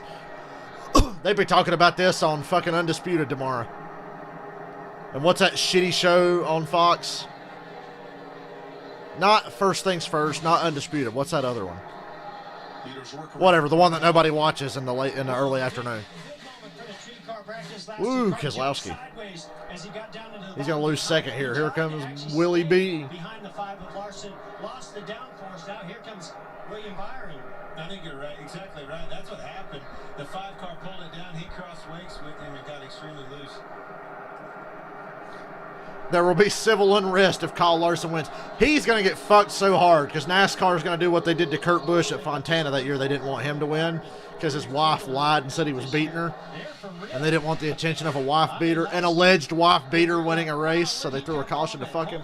So if Larson gets out front late, keep an eye out for your hot dog wrapper and water bottle cautions to make a comeback.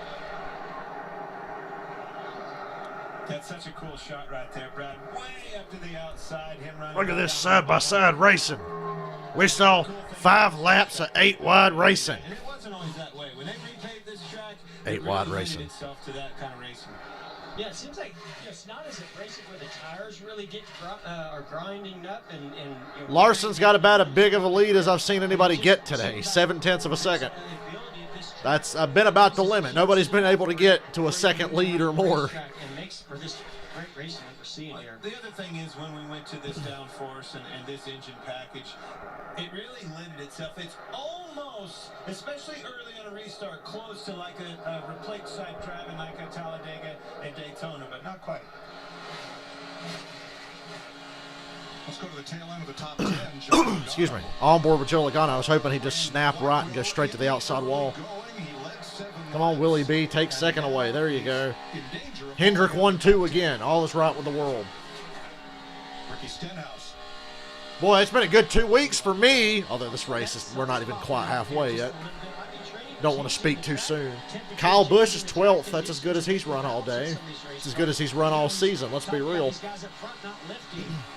Great point. You immediately see these cars starting to move around, wiggle around as they're getting into the corner, getting a little bit looser with every lap goes by. But honestly, it's probably... I want Kyle Larson to win 4 races in a row so they have to talk about him. He didn't get an interview last week. He got top 5 finish, didn't get interviewed. Good to see fans back at the track in Las Vegas. 33 complete in stage 2. Cool. Boy, yeah, NASCAR Twitter's having a meltdown right now because people are fighting about the aero package because the race today happens to be good.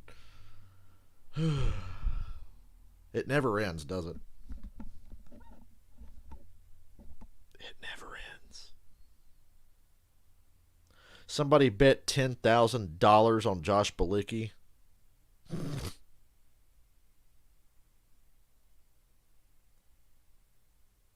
Why? Somebody who doesn't watch NASCAR said, watch this, I will make a crazy bet and it'll pay off. But this one literally has no chance of paying off.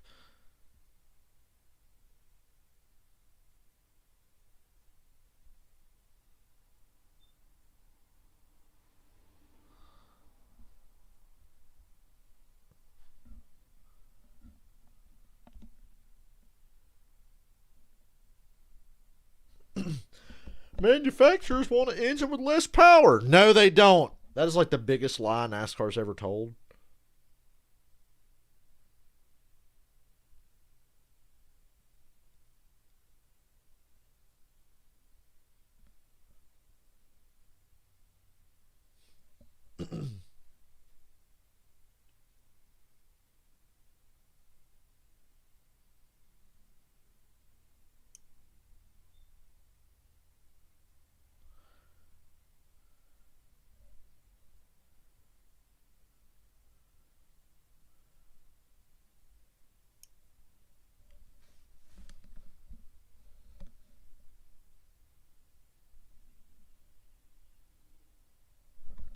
Do you know that Chase Elliott's led in every race this season, but has nothing to show for it?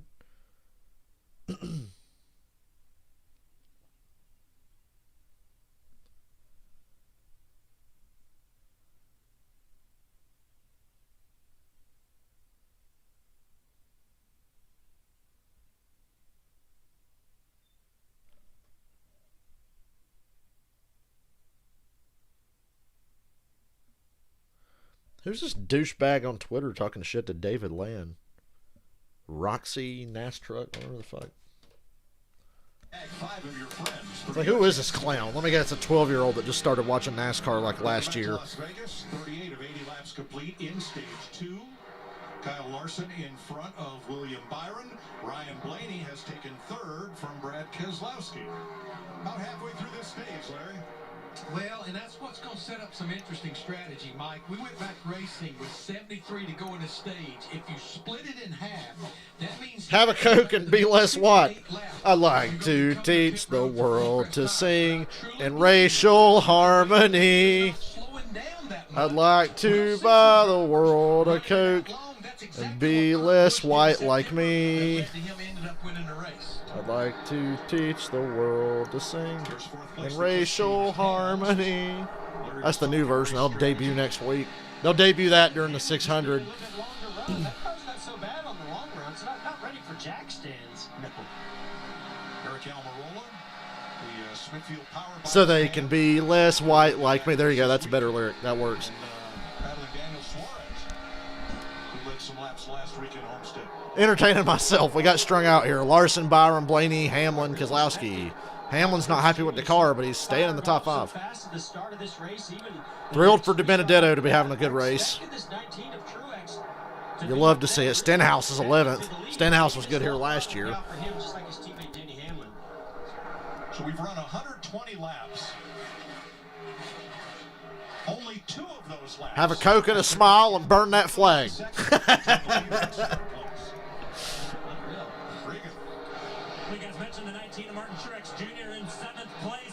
Oh, the racially charged humor today. I'm going to get in trouble. And I'm making jokes at white people's expenses. Sorry, guys. It's my white guilt manifesting into jokes. Yeah, it seems like the guys that are fast White guilt. are loose. Their front tires are working. Oh, God. Now, So which NASCAR driver looks the most racist? It's not Kyle Larson. He's Japanese. Christopher Bell. Who looks the most racist?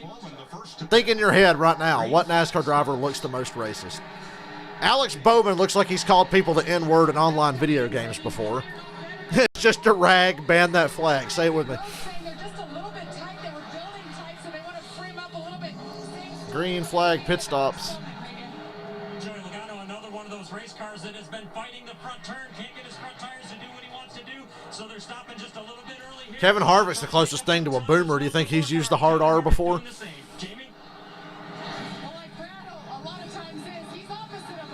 Joey Logano says stuff like golly gee. He's never said the N-word in his life.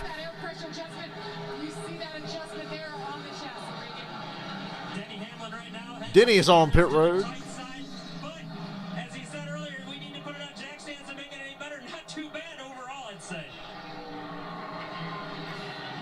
Each one of those 4 tires on Kyle Larson's car is bolted on with white supremacy. Oh, wait. He's Japanese. I hope Larson was not speeding. They just said he was carrying a lot of speed on the pit road. For the 19 car, these guys using up all the brakes getting to pit road. Austin Hill. Yeah, he does. Sheldon Creed, dude. Sheldon Creed and Austin Hill both.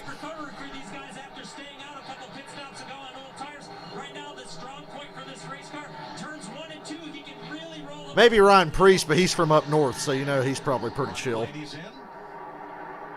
Kyle Busch doesn't look like he's not racist. He just has to wear the white hood to cover his lack of chin. Here's Larson's pit road entry. Please tell me he's not going to get in trouble. And you want to stay out on the race. That looks pretty smooth. He swung that thing out wide and then came down pit road. That was the only thing remarkable about that. It looks pretty normal.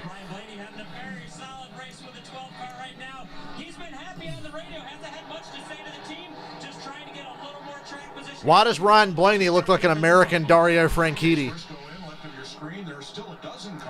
Next time you see Dario Franchitti, Ryan Blaney, Jean Girard, Sacha Baron Cohen, they're all kind of in the same spectrum. Different nationalities, though. Trying to look at things and decide when your strategy is you're going to pit right here. You can't let it go too far because these leaders are laying some really nice lap times out. I'm old enough to remember when Kurt Busch looked like Waldo. From Ray Cicerelli. Yeah, that dude's he's hard R. He's a scumbag. Austin Wayne Self and Ray Cicerelli, the most racist drivers in NASCAR. He says it lets us be more aggressive, and that's exactly what they're doing. Because right now, if we get a caution, there's only 8. They're the only 2 known racists in NASCAR. Although whoever owns the 47 in the Xfinity Series, probably pretty fucking racist. Assuming all the stupid shit he puts on his car about, thin blue line and please stand and all that bullshit. Please stand. Will you please suck these nuts? Next race I go to, when I go to Darlington in May, guess who's not standing for the anthem because I don't fucking have to. Let me just go ahead and alienate everyone. No, I will not stand for the anthem at Darlington. And yes, I've been making dumb jokes all day that people will spin and say is racist, even though it's not. Because I'm making fun of white people. I'm poke fun at the boomers more than anyone else. Nice and smooth. Good job, driver. Hey, with that kind of lead, you wanted to get it, but you don't need to push. Remember this if I make it big time. Las Vegas 2021 Cup Series live stream. Corey LaJoy running the Trump scheme. That wasn't Corey, that was more car owner. I don't know what Corey's opinion was. Corey did put on his Twitter account after that, opinions of the driver are not necessarily that of the car owner, or something like that. That was more car owner than Corey. Look, if somebody asked me to put Trump on my car, I'd probably just have to, take the week off. Be like, look, you gotta get somebody else to drive this pile of shit this week. I don't want to be associated with that stupidity. There'll never be another Trump car in NASCAR ever again. Ain't that great? William Byron's car looks like 3 different paint schemes in one. pits did not choose pit stall number 1. Hey, Kyle Larson's going to be the leader when the cycle's through. Reddick, McDowell, Alfredo, LaJoy, Suarez, and Custer have not pitted yet. But Larson will be the leader. If only a stage win paid me any money for picking him. Blaney as the 24 cars getting up to speed. That's going to be our battle for the lead. Right now, our leader is Tyler Reddick because he hasn't pitted yet. Reddick is Michael McDowell second. Than the cars that are oh, wait. Michael McDowell wrecked Bubba at Bristol for the All-Star. Yeah, he's racist. No, I'm kidding. He's like, although he's Christian, talks about it a lot. Those people tend to be the worst racists. They're the ones that try to hide it by, like, hiding behind Jesus. You know, God-fearing Baptist guy or whatever. So Michael McDowell, he's suspect at the very least. has kind of a free pass in this case. He's in the playoffs by winning Daytona. And again, Ty Dillon looks like Ted Cruz, but he's not racist. He only looks like one. Exactly. You know, Michael McDowell came into this race with the best average finish on the season of all drivers. Fifth. Michael McDowell, highest average finish of anyone coming into this race this season. Did you have that on your 2021 NASCAR bingo card? This is just a more challenging racetrack for them. They haven't had a bad day at all by any means. He said just a little bit tight. They're going to work on staying out here, go for the long run. Top 15 is the goal. I think it's obtainable. I honestly think they're going to surpass that. Gutsy calls like this, being able to keep yourself in the game. NASCAR's like, come on, man. Like, we want to throw a bullshit caution so bad. We are halfway through this race. Cole Custer makes his stop. And it's after 5 As o'clock. does Cody Ware. Tyler Reddick, your leader under green. Gregson won't be there when I'm there. I'm only going for the Cup race. I'll be live streaming the Xfinity race that weekend, but Cup race, you'll have to miss me that day. Although I'd like to live stream before the race from the stands. That might be fun.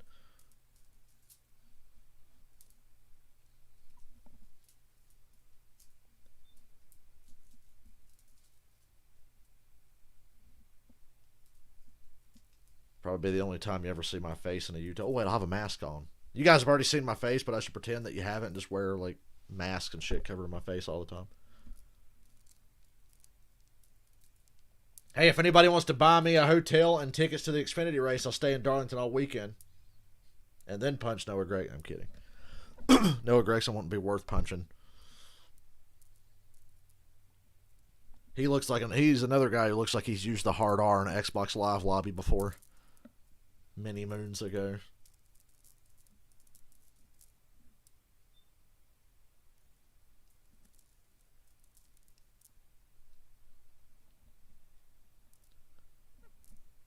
Hey, did you guys see that AEW is going full TNA? You're going to want to watch our pay-per-view tonight. We have a huge star from WWE making their AEW debut. Sounds like the fucking TNA pay-per-view. Watch it be somebody stupid. Like, oh my God, Lars Sullivan has come to AEW. Can I do NASCAR 6 stream? I don't have the stuff to stream it with. Unless you want me to set my laptop in front of my TV and turn the webcam on. We could do that sometime. Maybe I'll test that and just see how bad it looks. My old computer couldn't do that for shit, but this computer I've never tried to use the webcam. That'd be ghetto as fuck, though. Just my laptop looking at a TV with the webcam. Nobody want to fucking watch that. That's the only way I'd be able to stream from a PS2. Right now. Excuse me.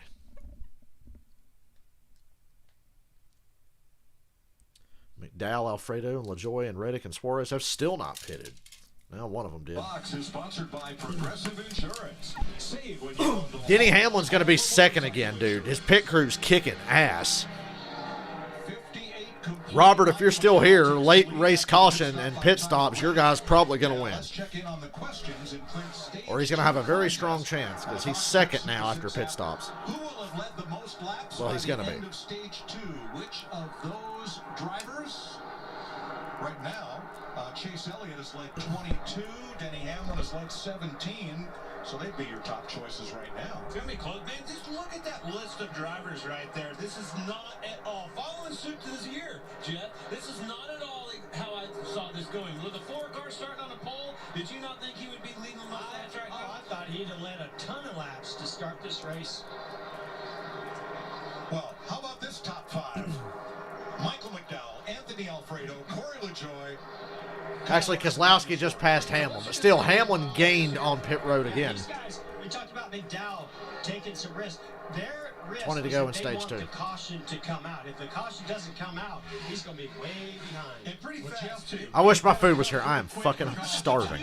Maybe 3 laps is all he has left. Yeah, now Larson has pitted of that top 5. Just 4 drivers left to make their stops.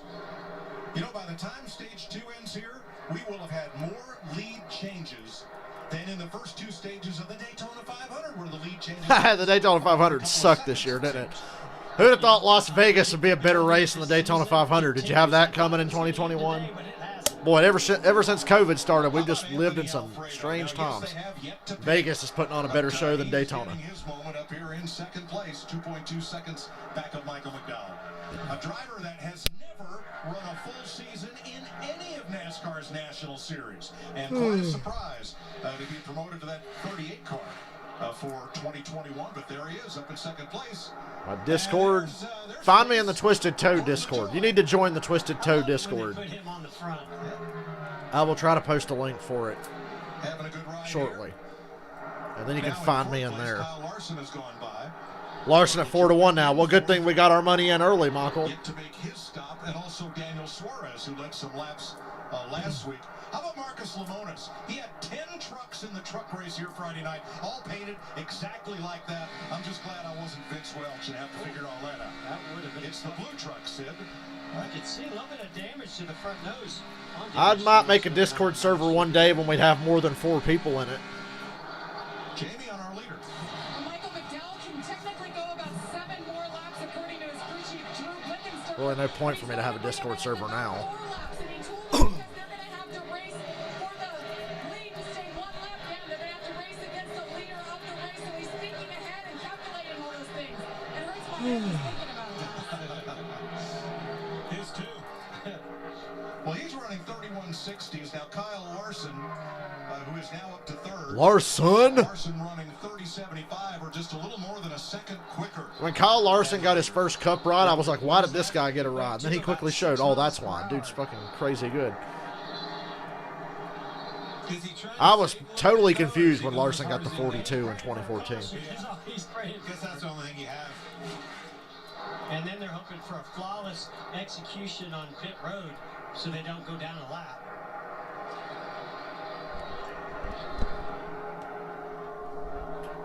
So now everyone has stopped with the exception of McDowell, Alfredo, and LaJoy. And because here comes the 99 of Daniel Suarez. And McDowell has his hand out the window. He's led more laps here than any other racetrack in his NASCAR Cup career. And he'll surrender the lead and come to pit road. And your new leader is Fast Pasta, Anthony Alfredo. He'll lead this lap. I don't think he'll lead the next one because Marks is just very in turn 2. All right, al dente. Here comes Kyle Larson to retake the lead now. We finally just about cycled through.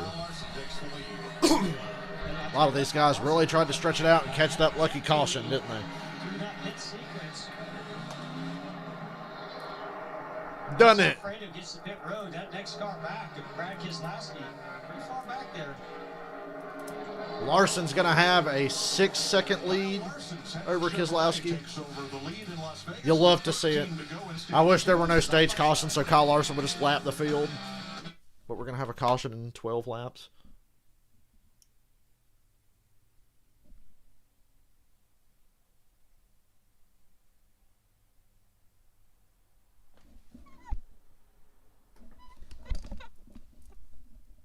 I need to get a microphone to hold. What I have is a headset, and I just hold the headset in my hand and talk into it. I need like an actual microphone. That would feel so natural. Holding this headset thing and getting the mic up to my face is really awkward. If only I wasn't cheap. Hey, another stimulus check's coming. I'm sad to say I think it'll be the last one, though. Although I'm secretly holding out hope that we get one more. You owe the American people. You shit on us for like a year and a half. Gave us a $600. What kind of bullshit was that $600? I want that full $2,000. I like how their excuse now is, oh, well, we gave you $600. Now we're giving you $1,400. Nah, son, you got to give me a full $2,000, bitch. Give me that $2,000. Show me the money. Man can only do so much on $1 DraftKings bets one of his fans or viewers gives him.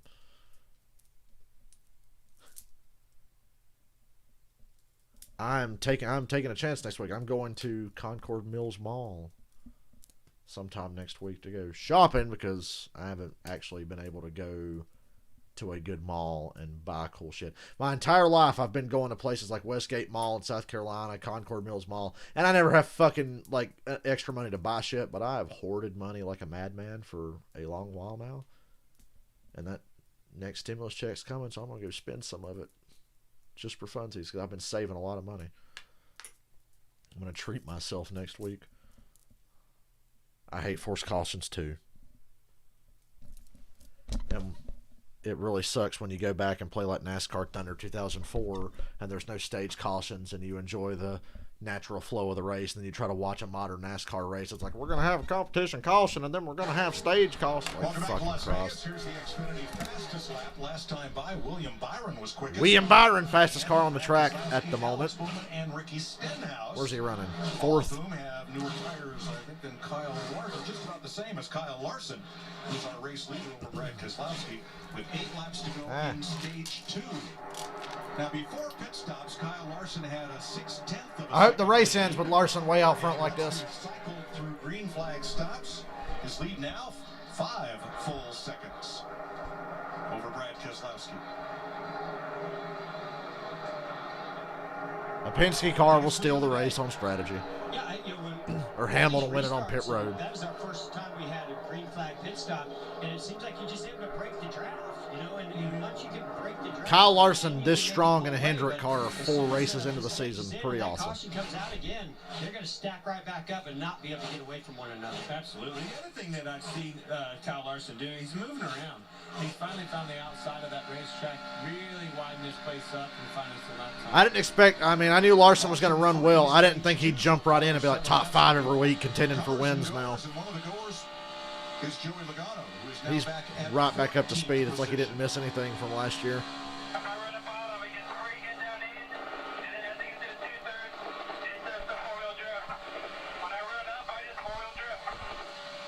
So that 2/3, that's 2/3 of the way through the corner. You know, they break that corner down into different sections.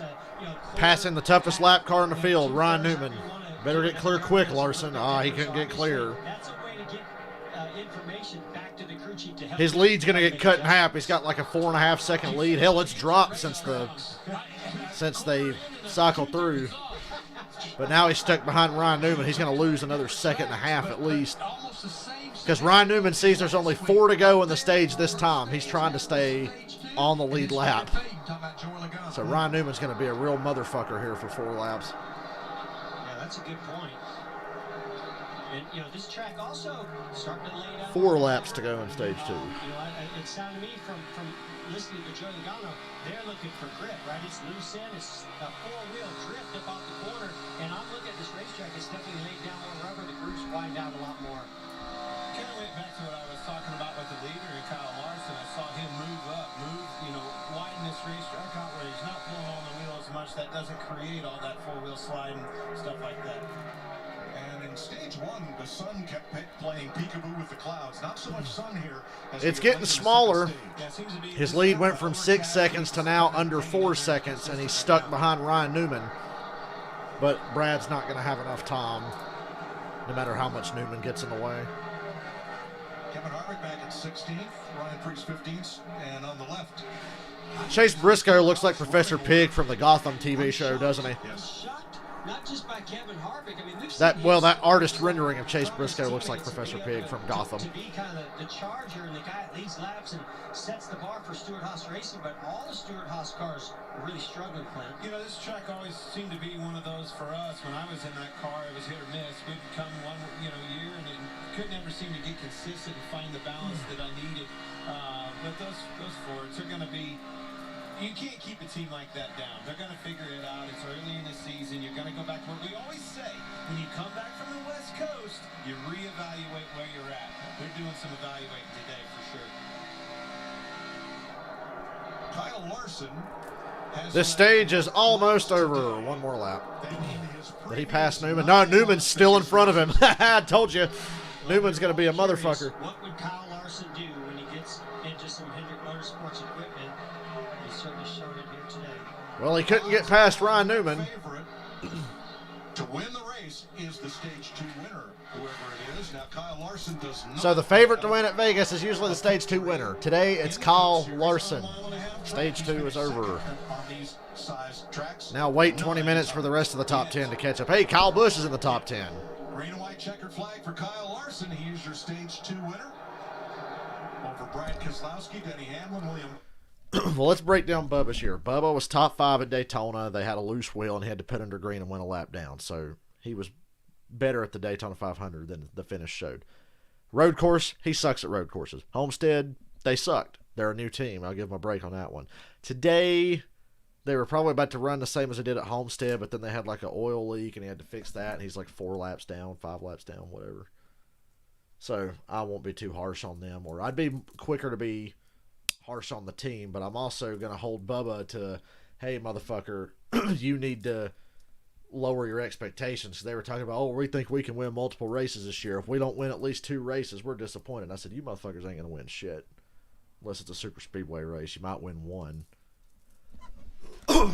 So I think their expectations were far too high for a new team. I don't care what equipment they have. I know they've got Gibbs stuff.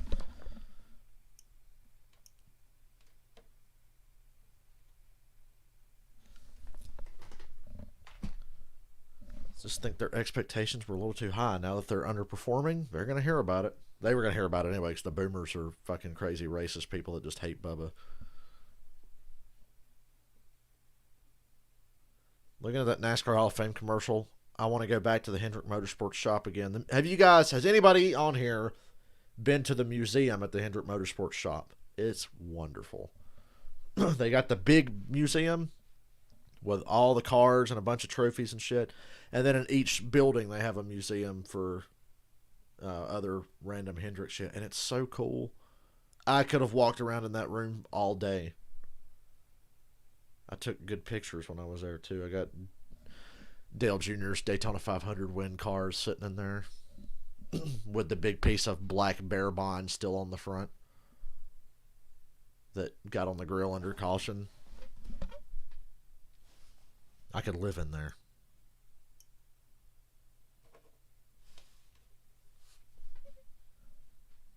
Rick Hendrick's truck that he raced at Topeka.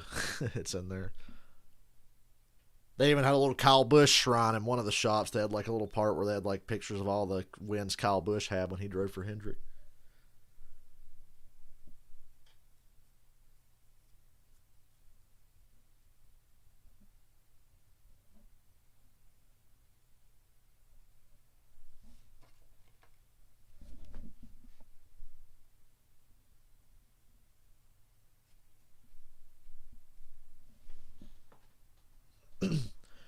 Yeah, Denny says he would like to have a second car part-time by the end of the year. I doubt that happens, but yeah, the 2311 Racing will be at least a 2-car team next year. They said they're already looking into that. They want to expand as fast as possible. This is how Carl Edwards comes back, guys. Carl Edwards ain't going to say no to that opportunity. He thought about driving the 42 last year. Offer Carl Edwards the next 2311 racing car. Hold it under pressure in Sin City. It's radioactive. That's all this week on NASCAR Race Hub. Weeknights, 6 p.m. Eastern on FS1.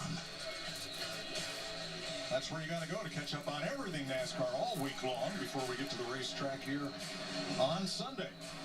Pits are going to be open this time. Pit road open. Larson, the stage. Larson, Keselowski, Hamlin, Byron, Blaney, Bowman, Bell, Truex, Kyle Busch, Chase Elliott in the top 10. Stenhouse still 11th, where he's been pretty much all day. We'll get the free pass here at the end of stage 2. Here's Tyler Reddick back on the lead lap. Could be trouble brewing for the 48 of Alex Bowman, who just reported that he had a small vibration, but he also smelled smoke in the car. Go keep an eye on that. He got a tear off in 4 tires for the 48. Meanwhile, bottom right, the 2 of Brad Keselowski. Car feels pretty good, just a little bit free. Air pressure adjustment, that right rear tire, Regan. The top right of your screen, Denny Hamlin, his race car right now is bouncing just a little bit too much with the front of it. He does like how good it's turning. Bottom left of the corner, William Byron, that race car has been pretty decent. He's been very quiet on the radio. And the number 5. What game are you downloading? Kyle Larson, his race car, they can't hear him. That's Hey, Kyle Larson won the race off pit road. William Byron stalls. Wow, he lost all his track position. Byron's not in the top 10 now. He stalled coming out. Larson keeps the lead. Hamlin gains a spot again. Bowman up to 3rd. Truex up to 4th. All them Gibbs cars gained ground on pit road. Kyle Busch gained 3. Truex gained 4. Bell gained 2. Hamlin gained 1. I'm going to run to the bathroom.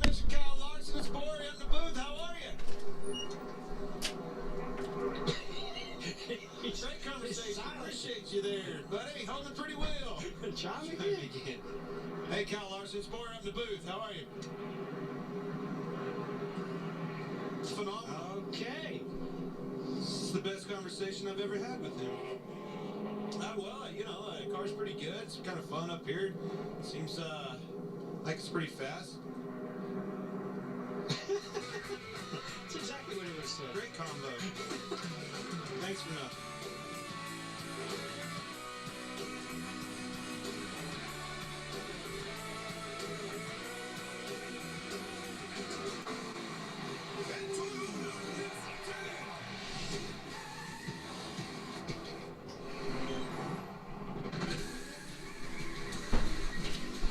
One moment. I heard they couldn't get a hold of Larson. They should have put Gordon on the radio. He'd have to talk to him as the boss man.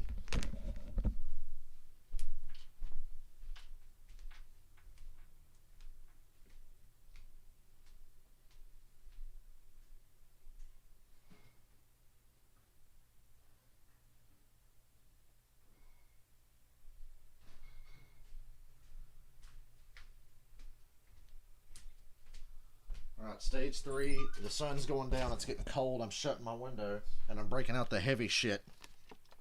Pepsi Zero Sugar Wild Cherry. The best drink in the world. Skip and Shannon are always going on about their Diet Mountain Dew. Fuck that shit. Robert's trying to do that reverse psychology thing of, oh, he's not going to win. He's not going to win. Yeah, what is up with Stewart Haas Racing as a whole today is not very good.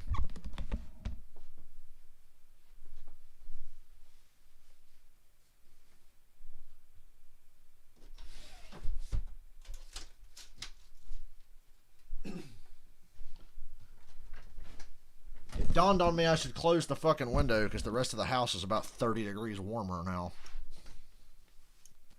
Damn.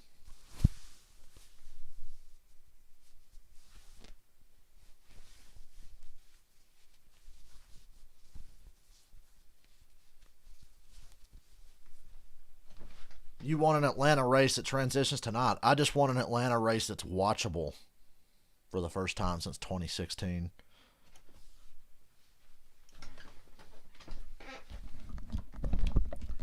Restore Atlanta to its original configuration. Then get back to me. They'd fuck up and give it progressive banking. Although that might copy Homestead, because Homestead's just like old Atlanta, but it's got progressive banking and it's wider.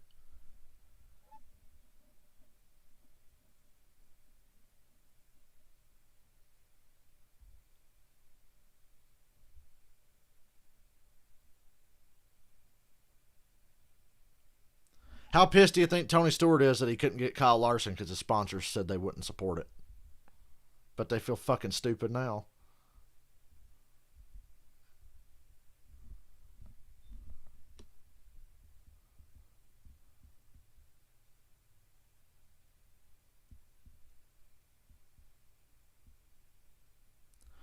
Good news. Bob Pockers pointed out there's only 10 points races left for the 550 horsepower aero package. Atlanta, Kansas, 2 Poconos, Charlotte, Atlanta, Michigan, Vegas, Texas, and Kansas.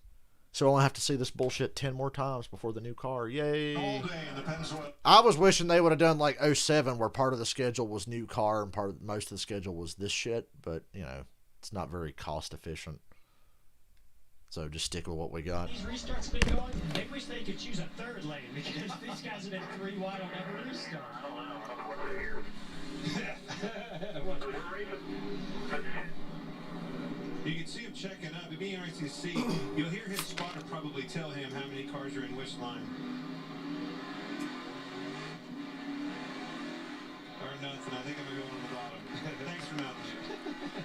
Look at that last second decision by Alfredo there. If Larson wins the championship, I'll cry. Happy tears. They said they have data that gives them the success rate of every restart spot in every racetrack we go to. Well, they do, and they'll relay that back to the spotters, which comes to the drivers. They just don't give them time. Yeah, that bottom line's not been working for Denny today. But he keeps putting it down there. And it's his choice. On row 6, Austin Dillon, row 9, Ryan Newman, row 10, Daniel Suarez. The King is here.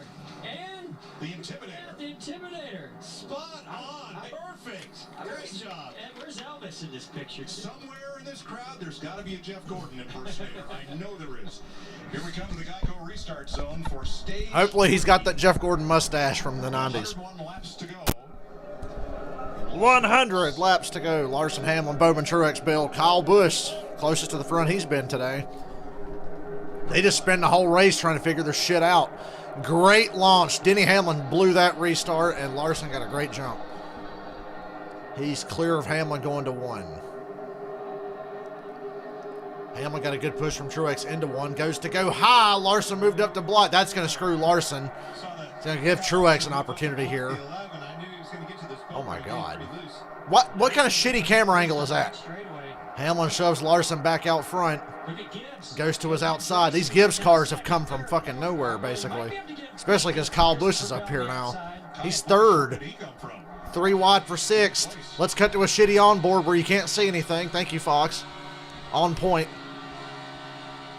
Larson holds the lead. Less than 100 to go. Man, these restarts are just crazy. They're only going to get crazier. That's why we're going to start having bullshit yellows. Because it's the best season ever.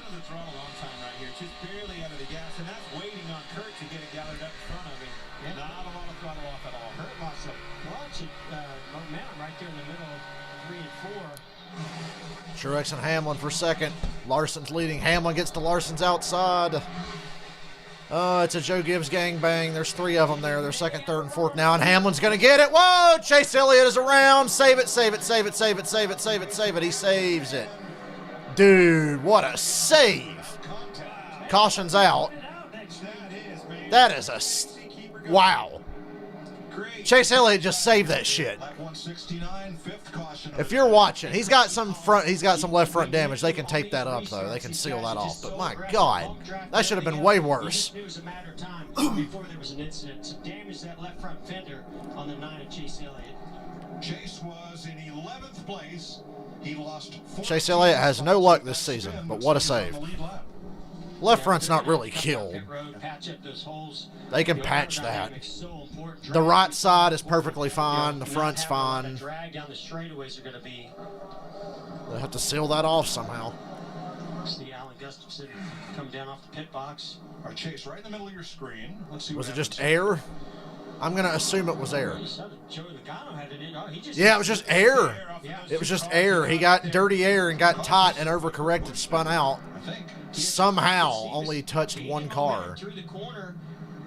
That was a save right there. So that's taking the air off Chase Elliott. I don't know if Kevin Harvick, where he was located, but obviously I give points for a save on that one. I don't care that he got a little hole in the left front. Hit Kurt Busch in that right rear. It'd be interesting to see what his right rear is like. They That may was have just to pit. dirty air. You know how close. Yeah, I see Kurt coming. NASCAR's like, yes, more cautions. Keep them bunched up. Right rear fender is such an important fender. I don't know who the leader was when the caution come out. The leaderboard says Kyle Larson. He was side by side with Hamlin. Now it says Hamlin. I guess Hamlin's the leader. Like I said, they were side by side when the caution came out.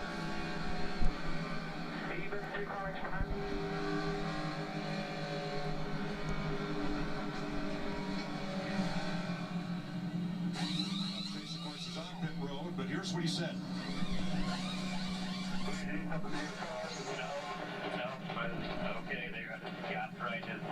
Bear bond. You got to put some bear bond on. There it is. They got the bear bond out. Kurt Busch is the one who got the damage from that when Chase spun and that left front hit Kurt Busch. He got a little bit of damage behind the door numbers. Chase Elliott brings out the caution in Vegas. Put it out. Put it out. That stupid shit they do on the pre-race show. Put it out.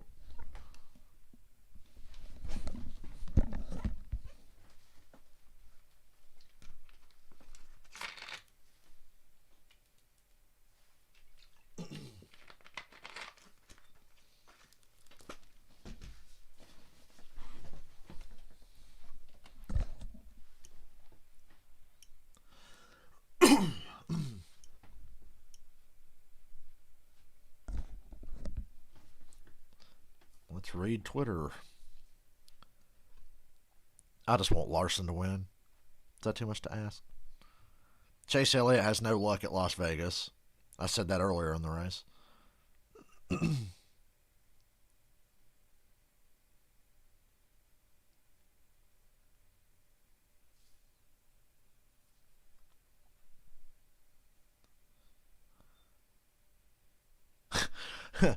This guy tweeted, entire field hits rubber debris and scrambles. Fox, cut to a close-up of two cars bump drafting for no reason. Yeah, exactly. And then they cut to like Alex Bowman's onboard after that. You couldn't see shit.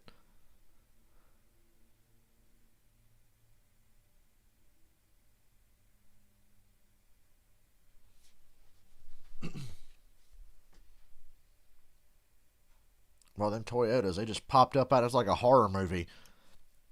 All of a sudden, I look behind Kyle Larson and I see Hamlin, Busch, Truex, and Bell. It's like, oh my God, they're everywhere.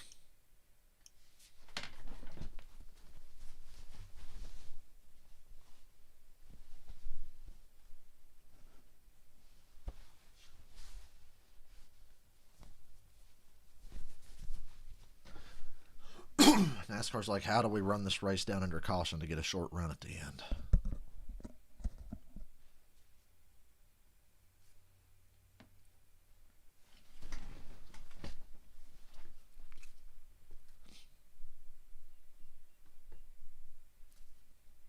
Kyle Busch in the top 5, acting like he belongs there. Stage 2, who won Fleet's money? 6 winners. Damn, 6 people split $10,000. Not bad. That is $1,666.66 each. We're starting to get into some big money now for those big folks. winners right there. What a great job. That's why you pick 6 every week. Fox Bet, it's easy. I say this every week. Why don't I try that? I just always forget. Free to play. It's my money and I need it now. All right, where are we now? We've had more lead changes in Las Vegas than we had at Daytona at this stage in the race. Well, Clint talked about this earlier. These restarts, everyone that we get to the end of this race now with are going to get more aggressive. You're running out of time. Urgency is there. I think we're going to see more of what we just saw. Some cars spinning out, some cars banging into one another, tires going down. This thing is a long way from over. The other thing I see is cars getting established. Kyle Busch has entered the mix. The Gibbs cars are starting to show up, just like we did last weekend at Homestead. And the race kind of flip-flopped. What was it? It was a caution that nobody counted on. That's what we just saw. Unpredictability continues. Or shocking. I think that was my word. Yeah, it was. How about I like how Jeff said that. Unpredictability. Best season ever. I'm becoming a believer. I stand by my Kyle Larson pick.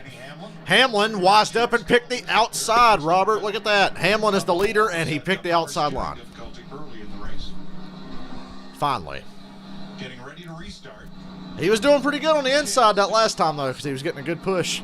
94 laps to go. He's got Truex behind him on the outside. 3 Toyotas in the top 4. As we get set to go back to green, Kyle Busch Got to jump on my bandwagon, get that Kyle Larson money. The season, if he can. 93 laps to go. Dead even up front. Hamlin's going to get a better push here into the corner. Well, now Kyle shoves Larson. Kyle shoves Larson. Kyle Busch shoves Kyle Larson. How did Larson shove himself? You were probably thinking, no, it was Kyle Busch. 3-car tandem down the back on the outside. Hamlin clears Larson into 3. I trust that over the long run, Larson will still be better.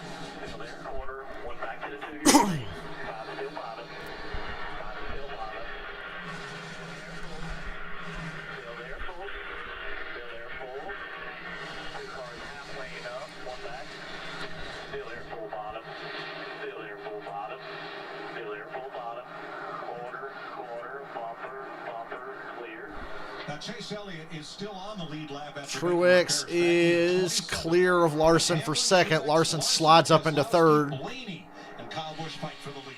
It's interesting to me, the 5 of Kyle Larson, we've been talking about him. He can lead on the long Keselowski looks to his inside. When he slid up in front of Brad, Brad swooped to the bottom. You couldn't see it because we're watching onboards in like 10th place. 3 wide for third. God damn it. They almost made contact going into turn 1. Here's a look at it. Larson just got split by Keselowski and Blaney. I think he had to check up there to keep from running into him. Well, it's not looking good for me now, for the time being. Although it's exciting to see Blaney get up to third. It takes a few laps for this thing to come in. Larson's definitely a long-run car. Even when he was the leader on the short run, he couldn't hold it. And yeah, he was outnumbered by opposing team cars. He'll get it back. He's still there. He's tucked into 4th now. They're single file, 1, 2, 3, 4. They'll get this sorted out, and Larson will stay with them and hopefully be strong at the end of the run.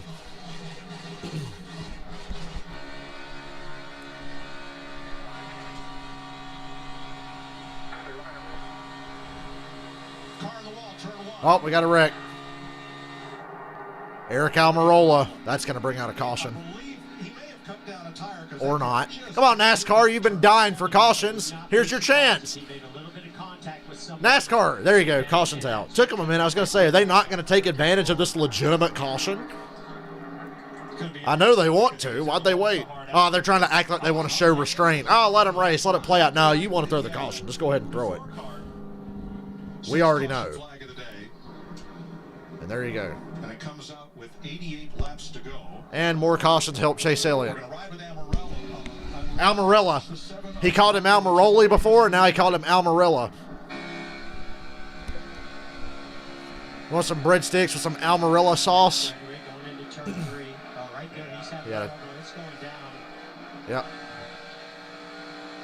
Couldn't get to pit lane. No chance. He's got a problem here trying to slow down, and then it's going to go all the way down and get into the corner. You see, he tries to slow down, but just doesn't slow down. On his shoulder and takes off. Yeah, I think Ouch. you're right. Felt that tire going down in the middle of 4, couldn't get to pit road, and then when it went, the splitter dug in and he went straight to the outside wall. Boy, splitters are great. They tear up your fucking race car if they touch the grass, and if you blow a tire, you're going to the wall.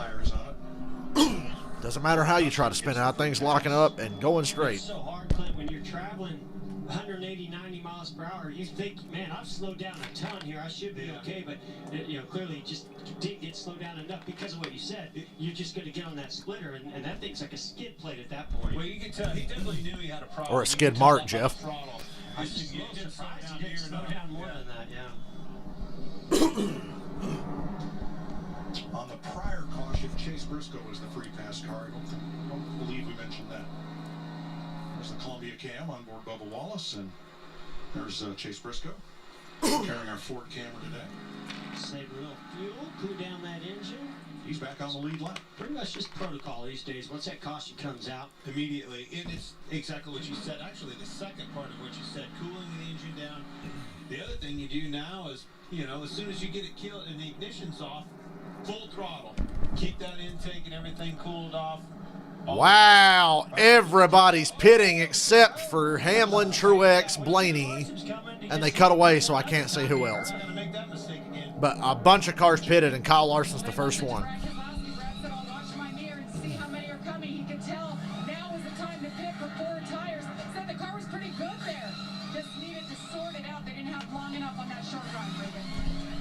Well, Kyle Larson, they decided to pit this time. As you guys mentioned before, they didn't do that earlier. Hamlin, Truex, and Blaney stayed out.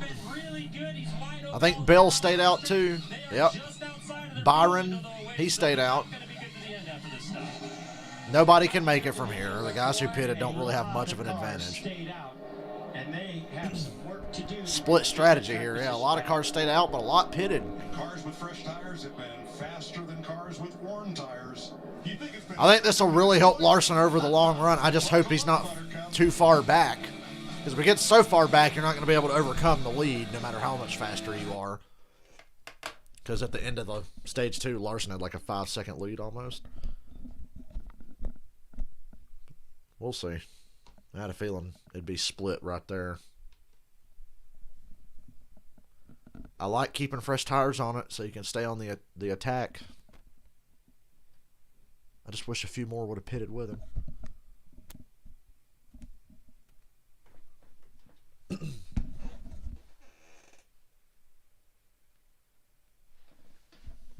These cautions keep happening, yep.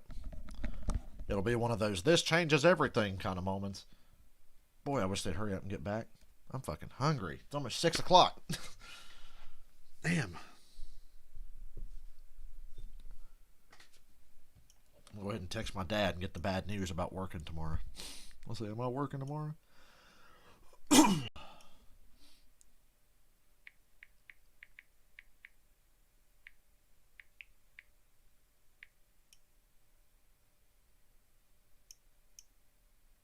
Please say no. Please say no. Please say no. The dreaded text of, am I working tomorrow? And then I have to wait for the response.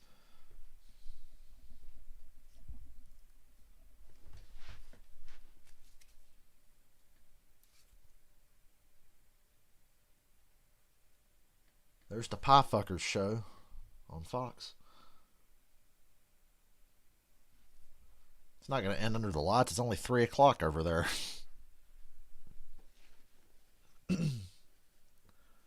Now, I don't know what this cough is. It's like an allergy. I usually get it after I eat. But after I eat, my throat gets all scratchy and I cough a lot, but I haven't eaten since like this morning.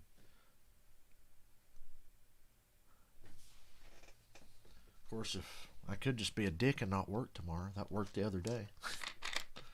Now, the other day I faked sick because I didn't want to go ride around for 4 hours before we actually go to fucking work. I want to work, which means getting out of bed, getting in the fucking van, and going straight to work. I don't want to go ride around for 4 hours while he runs errands. Get me out of bed, take me to the job so I can do my thing, get the fuck out of there, and go home.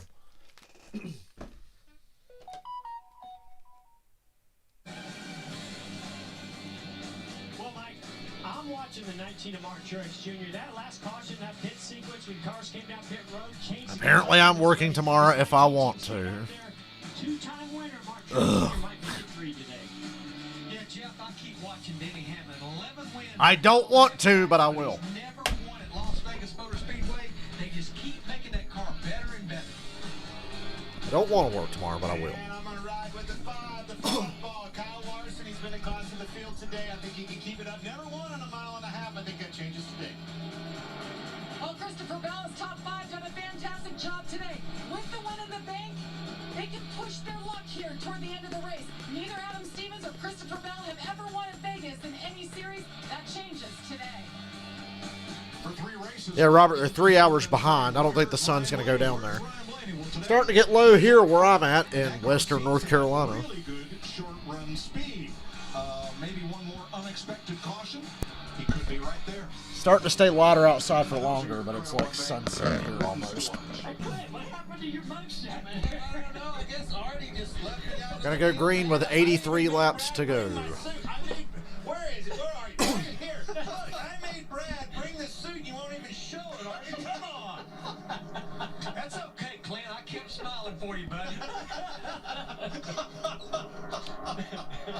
Hey, Clint, just think that guy next to you tried to kill you at Phoenix. Hey, Ron Newman's in the top 10. He stayed out. Boy, a lot of weird cars stayed out, didn't they? At least 15 cars stayed out. Hell, the whole top 16 stayed out. It literally split the field in half. So, hello, Ron Newman to the top 10. My best hope now is Byron. I'd like to see Blaney win, but, you know, Hendrick guy here. My best hope is Byron for the time being. Big shove from Blaney to Hamlin down the back. See that 19 move up for the block? I mean, this is Hamlin to the outside of Truex. all over again. Hamlin's going to take the lead pretty easily here, I feel like. Those spotters and things like that, where these runs are coming. Oh, Hamlin's not going to win today. Hamlin's not going to win. Yeah. Could not keep that car from behind you. I think Larson overall, if this race stays green, has the fastest car. With these short runs and crazy restarts, it's all about who's getting the right push, who handles best in traffic, who gets the best restart. And it's hard to tell. But when they get strung out, I'm still confident in Larson. I just feel like he lost a lot of track position because so many cars stayed out. He's gained a bunch. He's back in the top 10, though. Larson's 10th. With 4 tires is Kyle Larson. And he's the first car on fresh tires.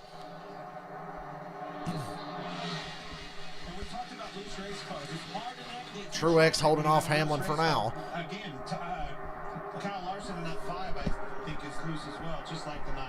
Well, he was 16th when Jimmy Hicks wrote that down, our statistician. Now he's in the top 10. Yeah, I was going to say, Things happen that fast. I just saw him go by 3 cars in one corner, so he's making up some ground. He knows that he's got to be aggressive here. He's just got to get to that top 5 and be within a second of the leader, and he will be faster than them the longer this run goes. He'll be fine. He's making good enough time. He's going to still be a factor. He's 3 wide under Bell and Byron for 5th already after restarting about, what, 17th? Yeah, he and Ryan Preece, both just Blaney underneath Hamlin for second. Second place, side by side. Blaney and Hamlin. Ryan Preece in the top 10. Ryan Preece still does not have full-time funding, by the way. I don't know if they've planned a schedule, if they're just going to run every race till they run out of money. I don't know. Brad Keselowski is our USA. Damn, Denny got tight. That air off of Truex's car killed Denny so bad. Opened up the door for Keselowski. You could see that from a mile away. His car got so tight. They better get somewhere in a hurry because Kyle Larson's there now. He's going to the outside of Byron, and he's right here with him. Not quite going to get there with William Byron, though. He's to the outside of Blaney. He's going 3 wide between Blaney and Byron. In the middle. Makes the pass on Blaney. But I also think that it equals out. We saw that last time. Seems like it does up front. Hamlin coming back for second. And then it really prevails at the end. Hey, is that Chase Elliott back there about to get back in the top 10? He's close. He stayed out under that caution. Larson's not leading yet, but he's coming. He's the best car, and he's already back. He's 4th. Restarted 17th. He's 4th already. If they had 6 or 8 cars ahead of them, maybe not so much urgency, but when they're that deep into the field, oh man. But it's also on the other side of that urgency to get to that lead. You want to be Martin Truex right now. All tires, you've got to make sure that you're out front. That's why they're racing so hard for that position. Oh yeah, Larson still got this shit on lockdown, my friends. Hamlin to the inside of Truex for the lead. Please wreck each other. It'd be funny. Trying to spoil Truex's party. Oh, Hamlin runs him wide just like at Homestead. Now he gave him more room off of 4 than he did at Homestead. But he looked like he was going to chase him out to the wall like he did. Blocking everywhere. They start blocking in that tri-oval. I get scared every time they do it. And Kyle Larson's underneath Truex for second. Yeah, boy. Y'all are fucked. My dude's coming. We're still in this. I think the definition of teammate in NASCAR. Pitting didn't hurt Larson at all. It's starting to become ish. Yes. Teammate-ish. Right.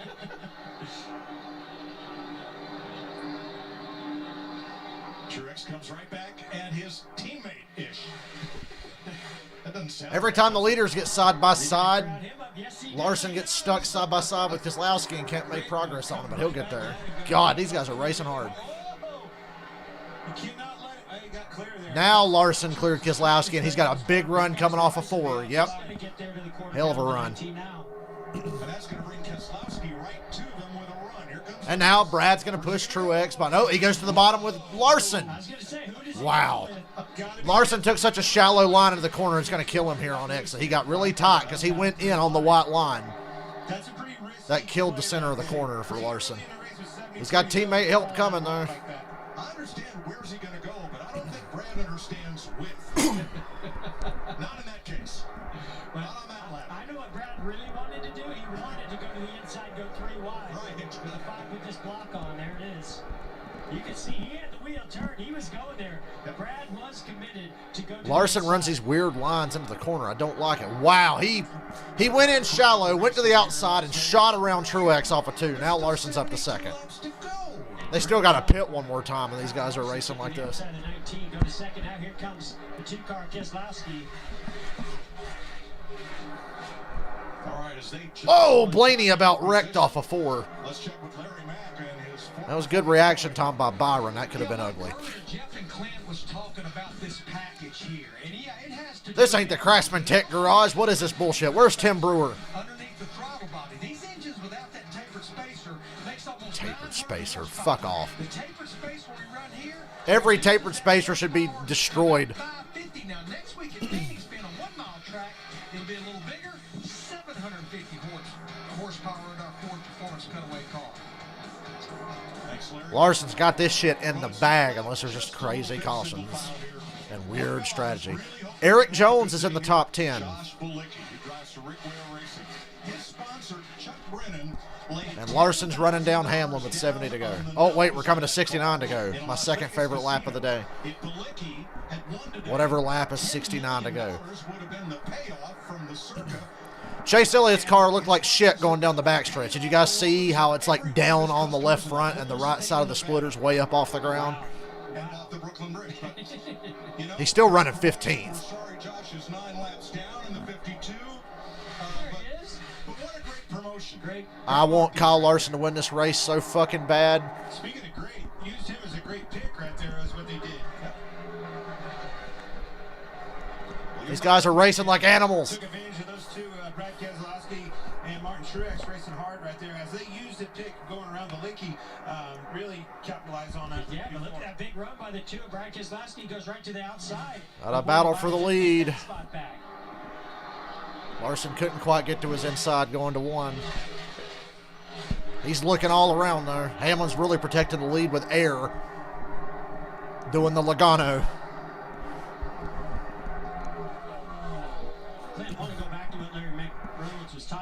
Larry Mack Reynolds.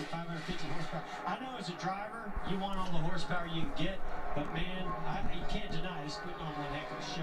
Oh, absolutely.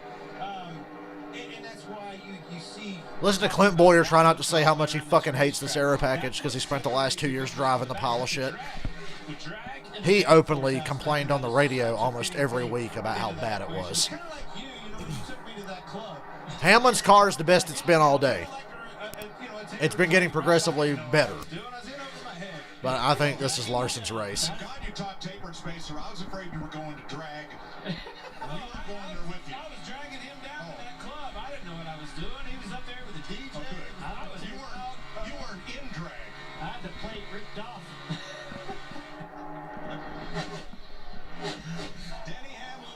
Hey, Michael Jordan, remember when you guys said you were going to run at the front? Well, why don't you give Bubba a car that's not going to fucking break and get a pit crew that'll get all the wheels tight?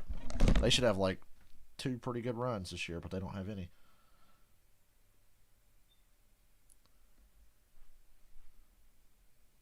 Nah, but anytime Larson gets close, he gets just a touch of that dirty air, and it throws him off. Everybody does it.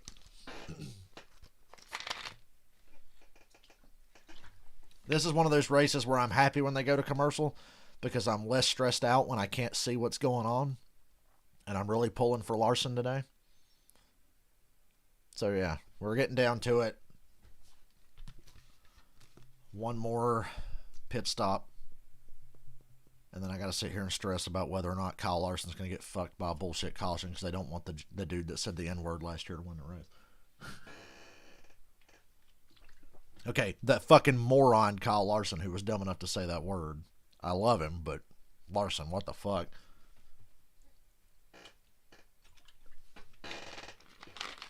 But if he wins the race, I can't wait to hear the meltdown in the media.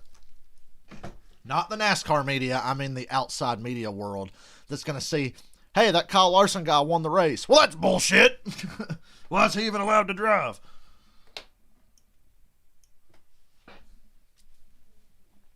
It would be funny. I'll be right back. I think the food's here.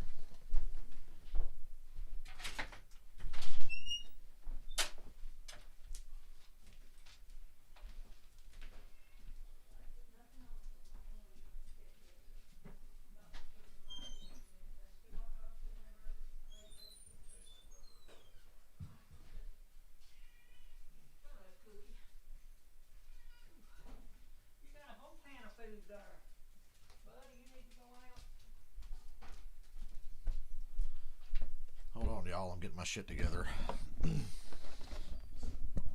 Where do I put this fucking headset? There we go. One moment.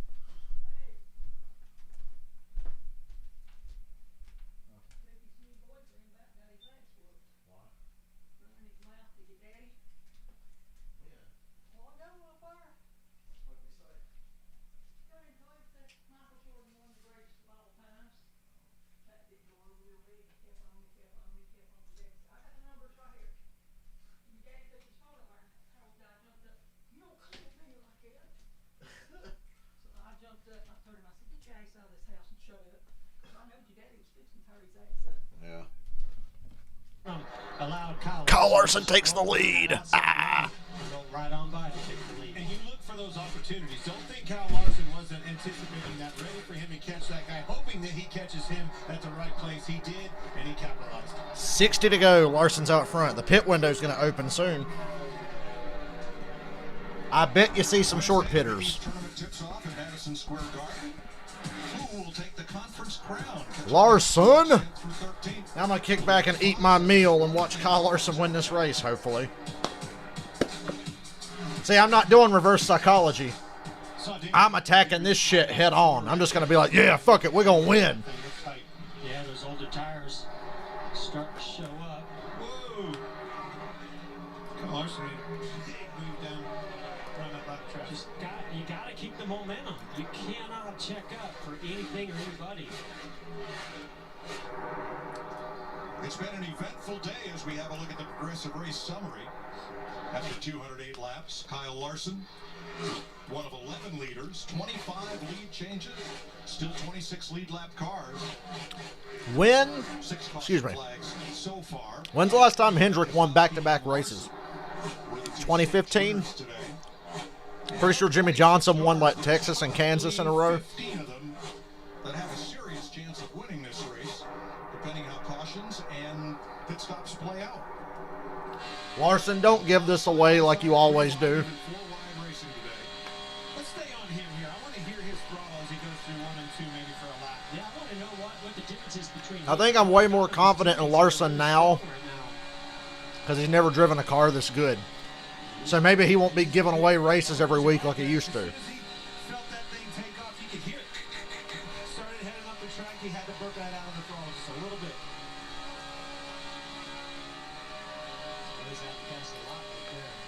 I don't know that was a lot. 25%. Well, he was also 25 whatever from the wall. Very close. All right, so here's Alex Bowman in 13th, 14th place. A little bit different line here on the bottom. Of course, he was passing right there, Ryan Preece. Yeah, he's even out at Juan Logano was. Maybe back to it a little sooner. Oh, he had somebody just. If I'm quiet for a while, I'm eating and worrying about Kyle Larson. Kyle Busch, William Byron. Well, it was a battle. It's not now. Byron went to the top and gave Kyle the lane. Christopher Bell coming. Neat story on Kyle this week. He's carrying the colors of M&M Mars Premier Candies, and they're made right here in Vegas at a place that Kyle's grandmother used to take him as a child. Fascinating. It just all came back to him. It's a pretty cool deal. That's a cool story. Yep. And here it is on his race. Cool story, bro. Uh-oh, I thought M&M's were pretty premier around in Kansas where I'm from. I need to look into this deal. Now it's time for the fun food, the hot dogs and the hamburgers I got. Blaney and Truex, 4th and 5th. How about Eric Jones in 10th place? Yeah, and he stayed out. He's on those older tires. And some of these other guys up front are so nice job, nice run in the top 10 by Eric Jones.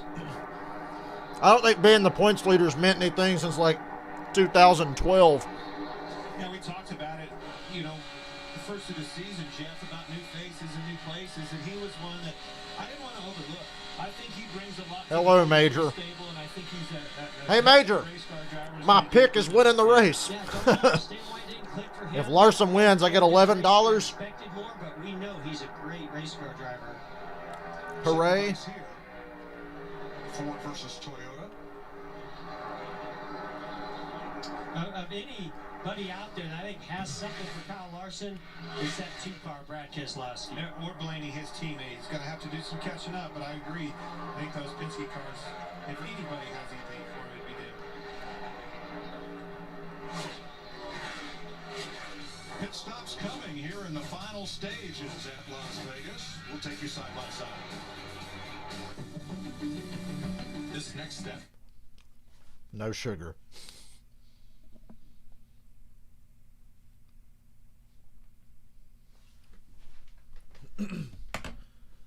Larson's, yeah, I bet he is even money right now. But I had that shit pegged all weekend. I could have made somebody a lot of money.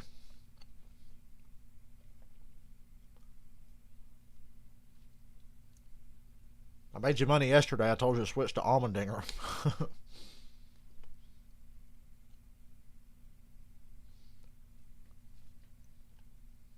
Stenhouse on pit road, but it's about time for scheduled stops. We hit 50 to go. You could pit any time now and make it.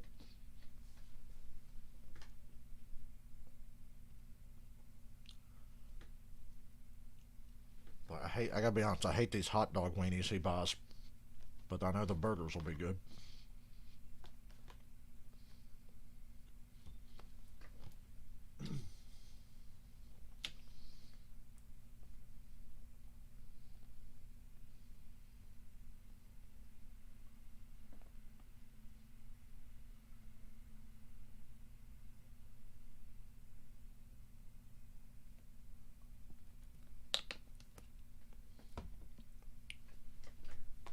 We are under 50 to go. God, it's a big ass hamburger.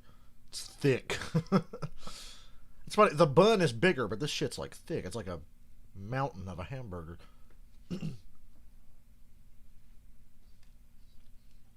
My dad's an idiot, but he can grill pretty well. He'd make Hank Hill would hate it. My dad uses charcoal, which I prefer. Sorry, Hank.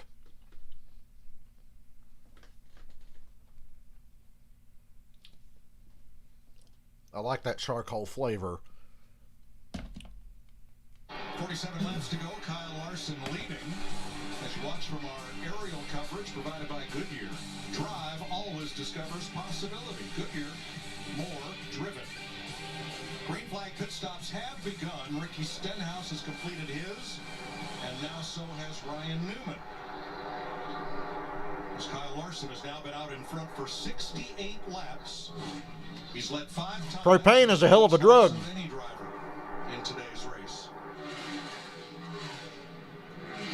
Larson was the leader at the start of the last green flag cycle by 0.6 of a second, and by the time that cycle was over, he had opened it up to 6 seconds.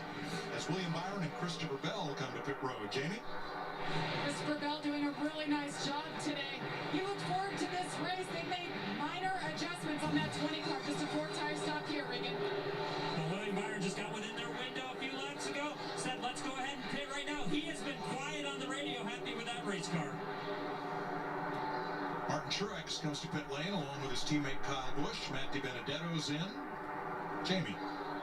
Kyle Busch's main problem has just been... I feel like I'm watching Michigan 2012 again, when Dale Jr. was leading, and we were coming to last pit stops, and I was shaking like a fucking leaf. That's how invested I am in Larson today, because I just want to see this guy win. It's been tight all day long. They finally got it where he wants it, and it's got great speed right now.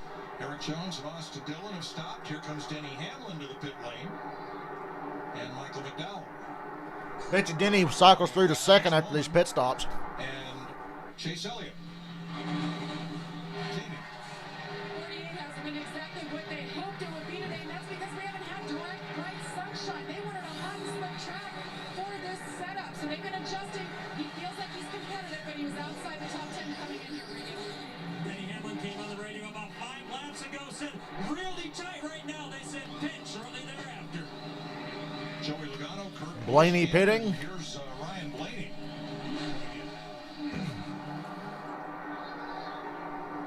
Don't show Larson. You're making me nervous. Timmy Hill in the low lane. Not sure if Larson wanted to pit that time or not. I think he did. He's on pit road. Gave Brad Keselowski a huge opportunity. Well, Brad didn't lose any time. I mean, Larson didn't lose much time, but I think he wanted to pit, and Timmy Hill's dumbass got in the way. Overall, he just doesn't have enough raw speed in that race car. And Jamie. Brad Keselowski, and he has been so fast. Larson, do not speed. Building tight on that longer run, like Kyle Busch was saying, but other than that, they are still leading. Kyle Larson, a very fast car, as you've seen all day long. But it is a little bit tighter on this run, so he wants a small change for that. Possibly a little shorter stop here. They don't need as much fuel. I'm telling you, if a caution comes out now, it's going to flip this race upside down. Yeah, I want to know from our crew chief, Larry McReynolds. Larry, are you a little surprised that these guys came in and had already pitted, and had a lot more fuel? From this point on, if a caution comes out, there will be a split decision. I'm not, Jeff, because they were going to give up too much time. If I pit, I'm taking 4. I'm either taking 4 or I'm staying out. Give up way too much time. They basically had to come shortly after. Ross Chastain completes his stop. And that leaves us just Suarez and Custer of the lead lap cars running 1-2. Then we'll cycle back around to Kyle Larson. But Larson's not going to have the lead that he did after the last green flag cycle was completed because Keselowski's right with him. Yeah, good sequence there for Brad Keselowski. Brad gained a lot of time. I just sincerely hope they just passed Timmy Hill again. They also didn't have to take on a full load of fuel or as much fuel as some of these other guys behind them. Just how slow is that 66 car? Or are there multiple 66 cars? So they just passed him again. When you talk about practice and things like that, you're looking at the 5-car, Kyle Larson, and thinking about what he had to do, what he had to accomplish. Suarez and Custer are stretching this out. That's where I feel like lack of practice and seat time would hurt you. And I saw he got beat pretty bad by Brad Keselowski getting on a pit road.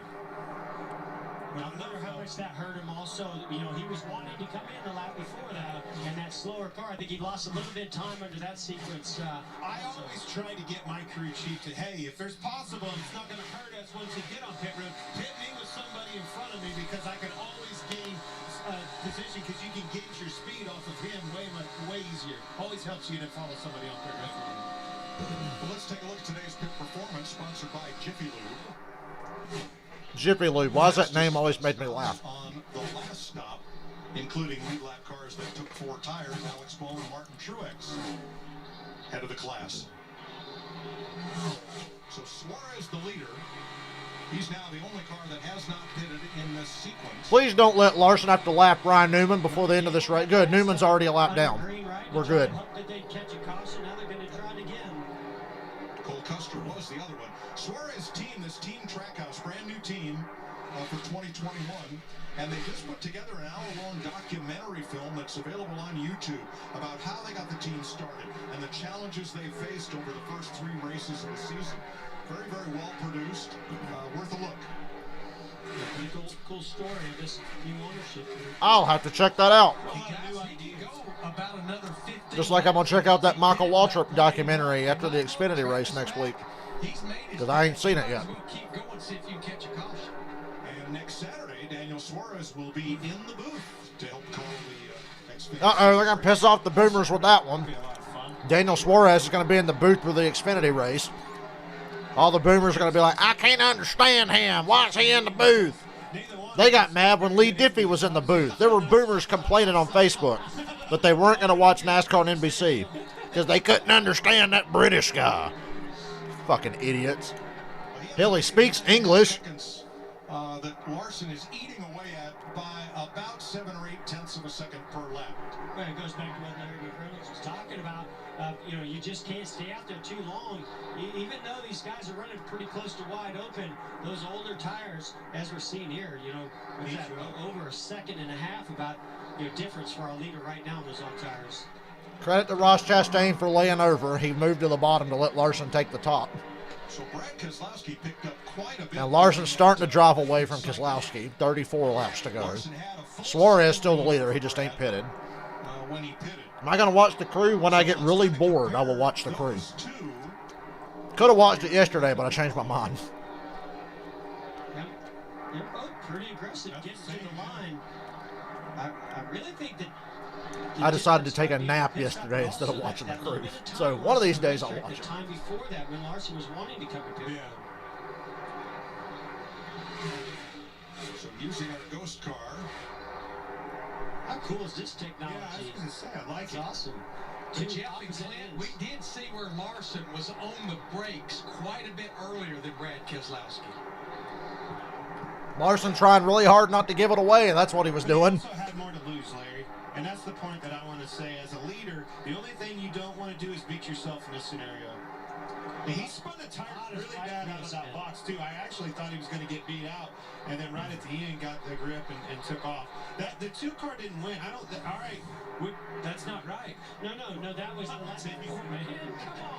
Come on, man, put it out. Uh-oh, Floridian slip there by Jeff Gordon. He said, come on, man, and then said, put it out. Mess with Jeff a little bit. And it worked. Not hard to do.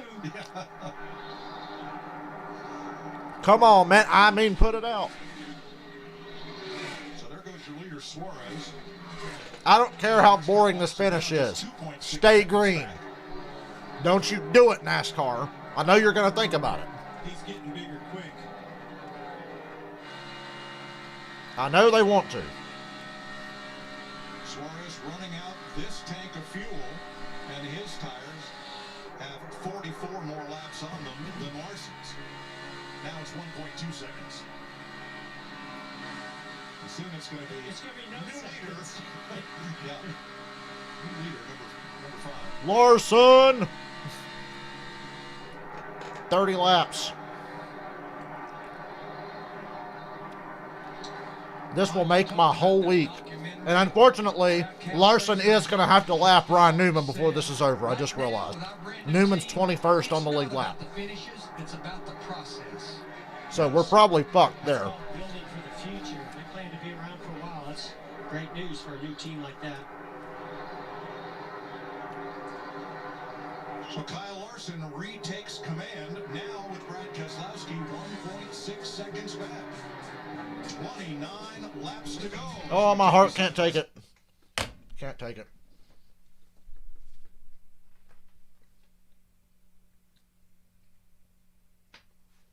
This was a chore eating this hamburger.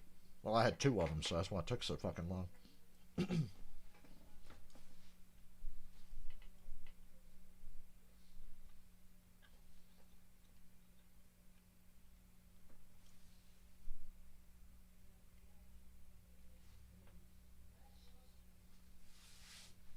Okay, that was delicious.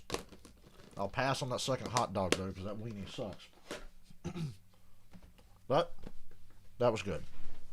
Now I can sit here and be properly stressed out about the guy I want to win leading.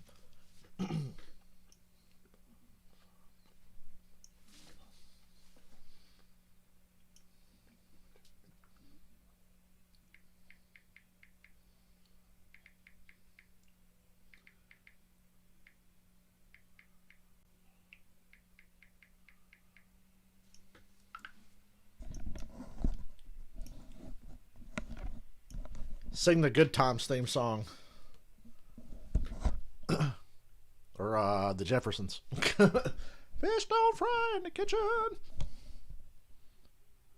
Oh, I'm going to hate when I look up and see that Ryan Newman's the next car that Larson's got a lap. That's really going to suck. Stop with your reverse psychology, Robert. You know, one more trip to pit road gives Hamlin a better chance to win. Although at this point, I'd probably take 2 tires or stay out. Hard to say. Probably just stay out.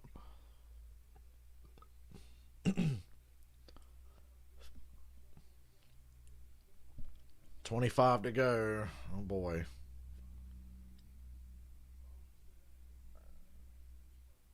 And he's not far behind Ryan Newman.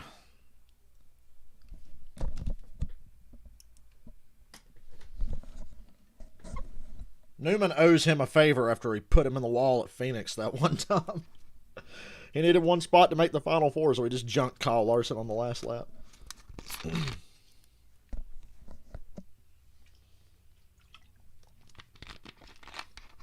Dude, if I could pay $20 to get Dale Jr. to come out of retirement and win one more race, I'd pay it. I know you'd be more than happy if Hamlin won. Jason Biggs, big race fan. Jason Biggs, the pie fucker. He'll be the Grand Marshal for next week's Instacart 500 from Phoenix. Oh, wow, cool. Oh, cool. Kyle Busch, 4th place. Who would have thought?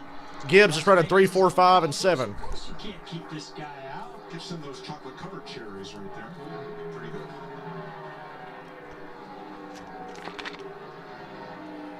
Needs a strong run right here. That's going to help him get established for next weekend. You know, you get behind in this thing, and it's really hard to catch up because of your pit stop, because of your starting position. You can always play good. Jeff Gordon, shut up. Jeff Gordon started a sentence with the C word. Jeff, you don't want to see that. I know Jeff wants Larson to win. Look at the alternatives here. Keselowski, Hamlin, Kyle Busch, Truex. No thank you. I'll take Kyle Larson. I'd strongly prefer it. Kevin Harvick, last car on the lead lap in 22nd place. For the first time, the Cup Series has been on dirt since 1970. Kyle Larson leading in a Chevy. Brad Keselowski in a Ford. And look at the Gibbs running order, 3, 4, 5, and 7. Now, the only thing disappointing about that stat is it's not a first right now. They're not leading, but curious to see what happens here. This race. What a turnaround for Gibbs this week. Last week, only Truex and Hamlin had speed. Kyle Busch stunk. Bell stunk. Bubba was bad. We don't know what Bubba had today because they had an oil leak early and went multiple laps down because of it. Is he, Clint, in one of your surprises to lead this race? 20 laps to go. Please God. 20 laps. That's all I need. 20 green flag laps. That's all I need. I mean, we've seen how Hendrick cars have been strong. We saw Larson was strong last week. He certainly wouldn't be my surprise, but he also hasn't won in a mile and a half, so he might be on somebody's list of surprises. I think you can say anticipating, right? I was anticipating seeing him. Remember when I cracked the joke last year, the week after Larson got suspended? I said, hey, guys, remember Kyle Larson's final Cup win ever at Dover?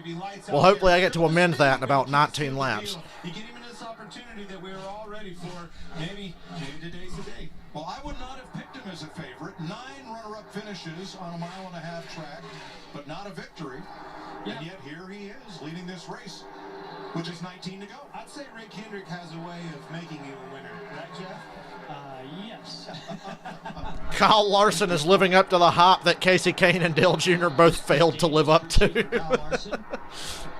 I mean, really, this is unreal. Remember when Casey Kane signed? Okay, so they did it with Junior, right? Dale Jr. signs with Hendrick. Oh, man, look out. He's going to rack him up. And after Junior's career to that point, I see why people thought that.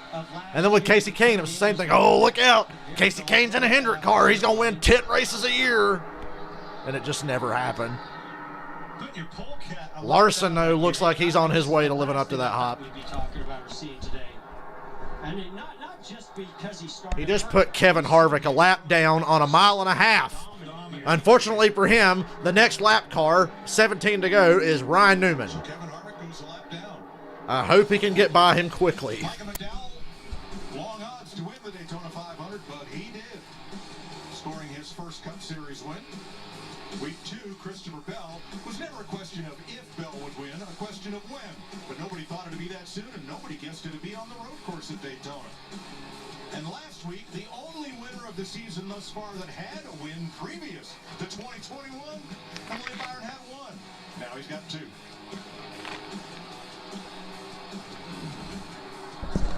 Ryan Newman next up. Newman already moved up to take his line away. He made Larson go to the bottom. I'm sorry, off in turn 4, Alex Bowman trying to get to No! And he almost collected Anthony Alfredo. Holy fuck! Don't give me a heart attack. Pit road, but he was split the box. He didn't have Alex Bowman had to swing it to pit road and nearly caused an accident. What the fuck? Here's the ally cam to show us what happened. He's got a tire down. Oh, Bowman had a flat. Thank God he made it to pit road. Holy shit. That's what I saw. That would have been horrible. You could hear the thump when Alfredo drove by on the inside when Bowman was losing that tire. He made it to pit road. We stay green, no problem. For love of fucking God. Anthony Alfredo will stop for Give me a stroke here. Eric Jones is in the top 10. Good God. I'm telling this has to stay green for Larson to win. He's not that good on short runs. He's all right. But there are other cars up front better than him on the short run. He passed Ryan Newman with no problem, thank God. Close to a 3-second lead over Keselowski. Jesus Christ. That nearly gave me a stroke. Commitment line violation for the 48, and that'll take us down to 19 cars on the lead. If that tire cut any earlier or any later, it would have been a yellow.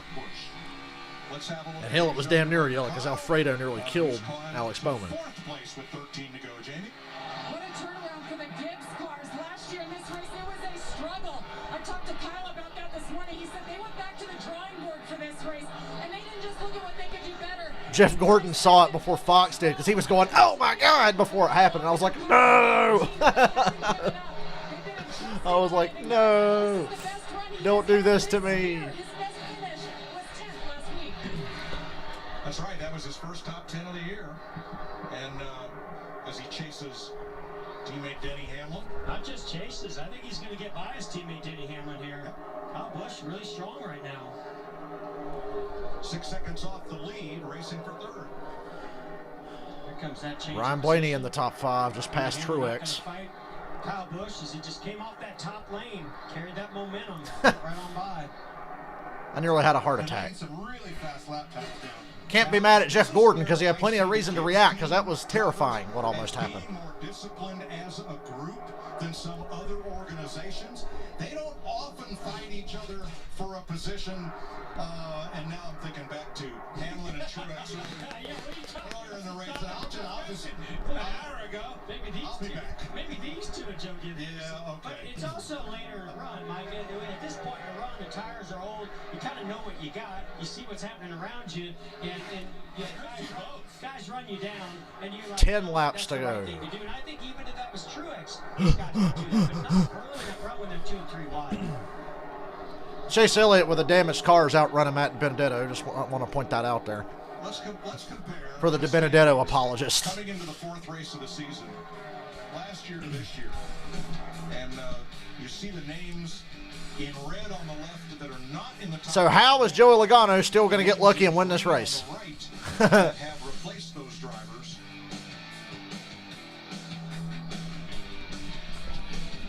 Quite a shakeup. 3 races in. And Chase Elliott having some struggles here today.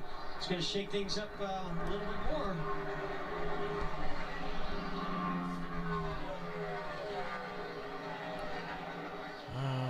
The painful wait. I'm old enough to remember watching NASCAR races to where when it got to about 4 or 5 laps to go, I would relax because, you know, that was back in the day before we had overtimes. I remember watching races and be like, oh, this is good. We got 5 laps to go. My guys out front, we got it in the bag. Nowadays, no. It's not until you get the white flag. And in some circumstances, it's not until you come off a 4 on the last lap. Oh, I miss those days of being able to relax with 5 laps to go. You know, this is that moment. You coming 7 to go. 7 laps, And you're just fucking watching crossed. every car in front of you, trying to pick and choose your line, trying to make sure there's no vibrations, no cautions. You just don't want. Shut up, Jeff Gordon. Stop saying that. Guys are praying for a caution because they know Shut up, Jeff Gordon. Don't say the word. You can't. Don't speak it into existence. Kyle Larson has is that 3.3 seconds in the bank on the second place car, Brad Keselowski. He can take a little more time working his way through these lap cars. The other thing I see, though, and it always lends itself to cautions, his son's back out. Shut up, Clint. We're going to be slipping, sliding around in this traffic, heavy traffic. Boyer, shut up. This is that opportunity. Shut the fuck up. Grab all 3 mics in the booth and go, shut the fuck up. that left rear tire to go flat, go down for Alex Bowman. Is there a piece of Shut up, Jeff Gordon. Guys, the trend ship has sailed. I gave up on trends this week, but I will say both Las Vegas races last year, we had a caution. Why is Gordon trying to speak this into existence? And Larry Mack, stop it with your trends of the race. I don't want to hear it. 5 laps to go. Fuck your trends. The colors were different, but the graphic scheme that's been chosen for Kyle Larson's car, very reminiscent of what adorned the truck and the Busch Series car of Ricky Hendrick. And some douchebag named Brian Vickers, but that's another story. Just like identical. What a wonderful tribute. Love that paint scheme, though. I always think Ricky Hendrick before I think of Brian Vickers' dumbass when I see that paint scheme. So you take those 2 combinations, and I can tell you the paint scheme on this car, the sponsor, 4 the laps. number on the side, and then adding Kyle Larson to the driver's seat. A lot of emotion in this race car for Rick Hendrick. It's an oft-told story. Car dealer Rick Hendrick came in NASCAR, asked so many questions that NASCAR wondered what was he trying to start right. NASCAR struggle. It's like, did we let the guy that said the N-word win this race, or did we throw a caution? They ran some races, and they were won. Oh my God, I fucking hate Brian Vickers to this day. Jeff Bodine won that Hate Brian Vickers. Never liked that son of a bitch. and the rest, as they Or his sexual predator wife. still in the making. And these guys are right on the fence in 3 and 4. 1 and 2. Shut up, Clint. But I mean on the fence in 3 and 4. I was watching the Martinsville race the day the plane went down that killed Ricky and Randy Dorton and all those other people. I was watching that race. Really, like, unsettling post-race that day. Sliced his way through that lap traffic without even 2 to go. Fucking cross. Let's go. 2 to go. 2 to go. 3 seconds on Kyle Busch in third. And Suarez and Busch are running side by side in front of him. Get the fuck out of the way. Especially you, Suarez. You're like 2 laps down or whatever.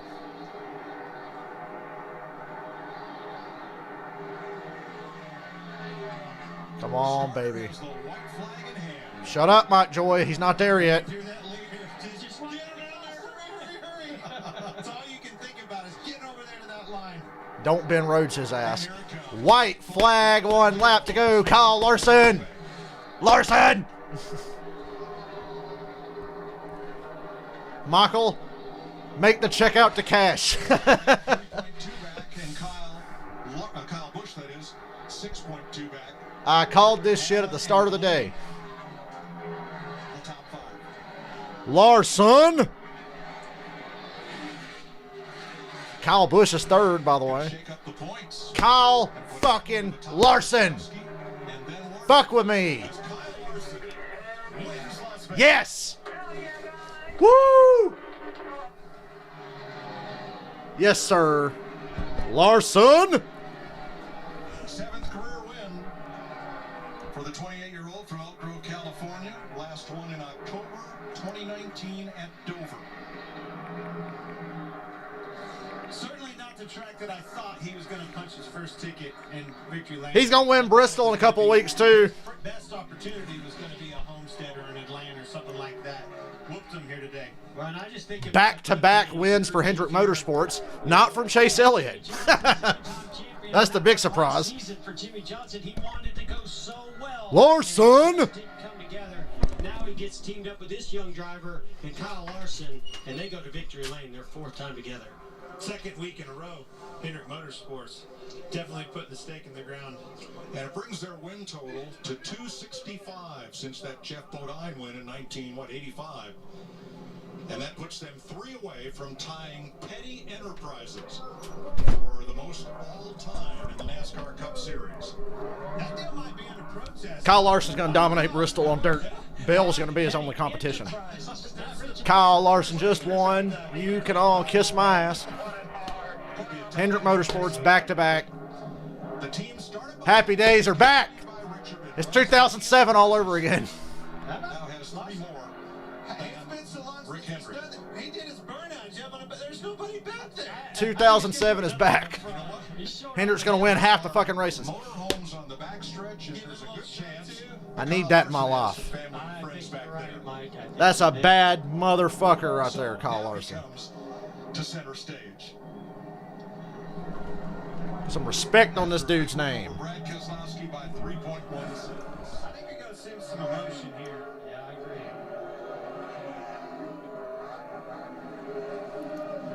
Cancel this, bitch. Kyle Larson just won. This is one thing you didn't see Kyle Larson doing is winning all those sprint cars. Yes, burnout's not an option on dirt. He's good at burnouts, too. I look forward to seeing more from him. Kyle Larson's return to the NASCAR Cup Series takes a big step forward today.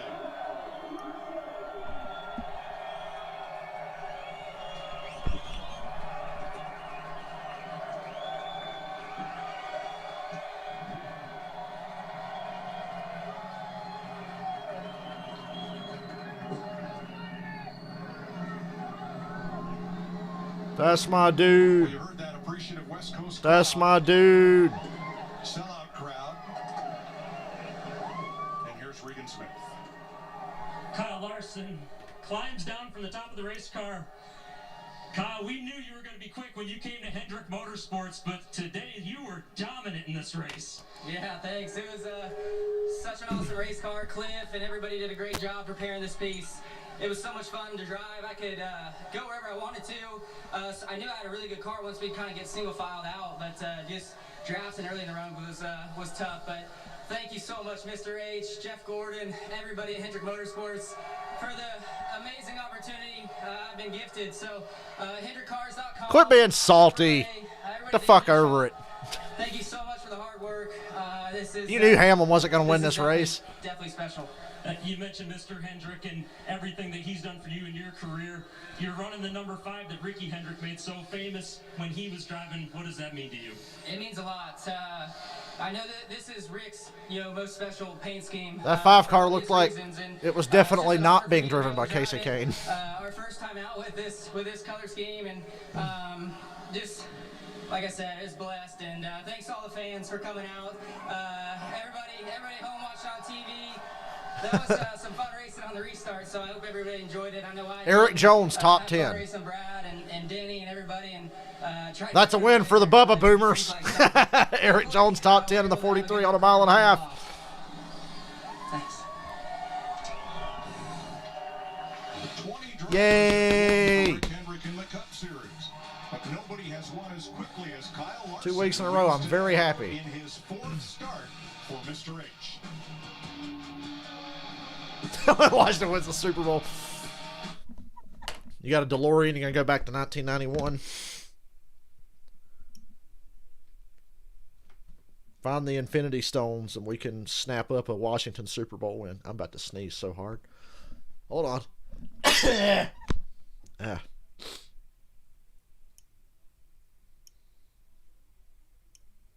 Thank you for the $11, Michael.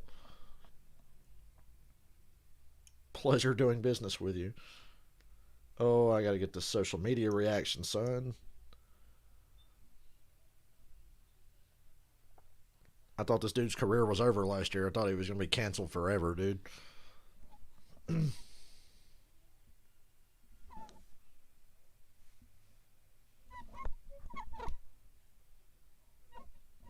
Now, why couldn't Jimmy Johnson do this last year?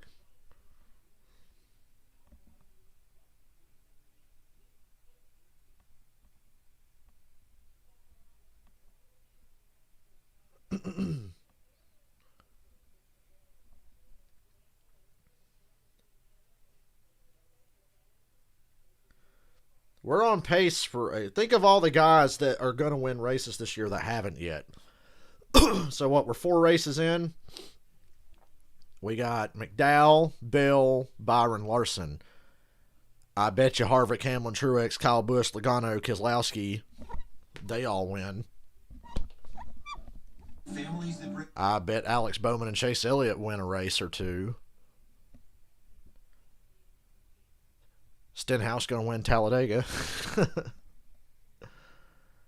Now I got 2 out of 3 winners this week. I picked Nemechek on Friday, and I picked Larson today. So I can say it was a pretty solid enough weekend for me.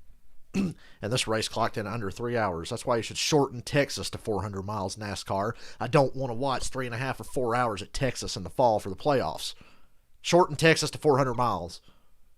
Or better yet, just demolish the racetrack and build a short track in its place.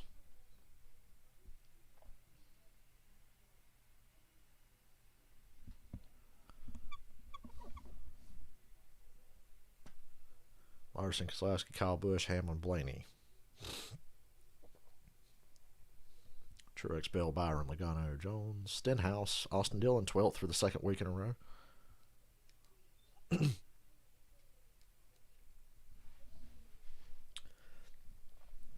Hamlin will win Pocono, and he will win a road course. Unless Chase Elliott wins them all. But if Chase doesn't win them all, Hamlin will win one. 4 hours of fuck Texas Motor Speedway. Clear everybody out of the area and nuke the racetrack so they never have to race there again. Maybe we should do like on SpongeBob when they picked up Bikini Bottom and moved it somewhere else, only we pick up Texas Motor Speedway and throw that shit in the fucking ocean.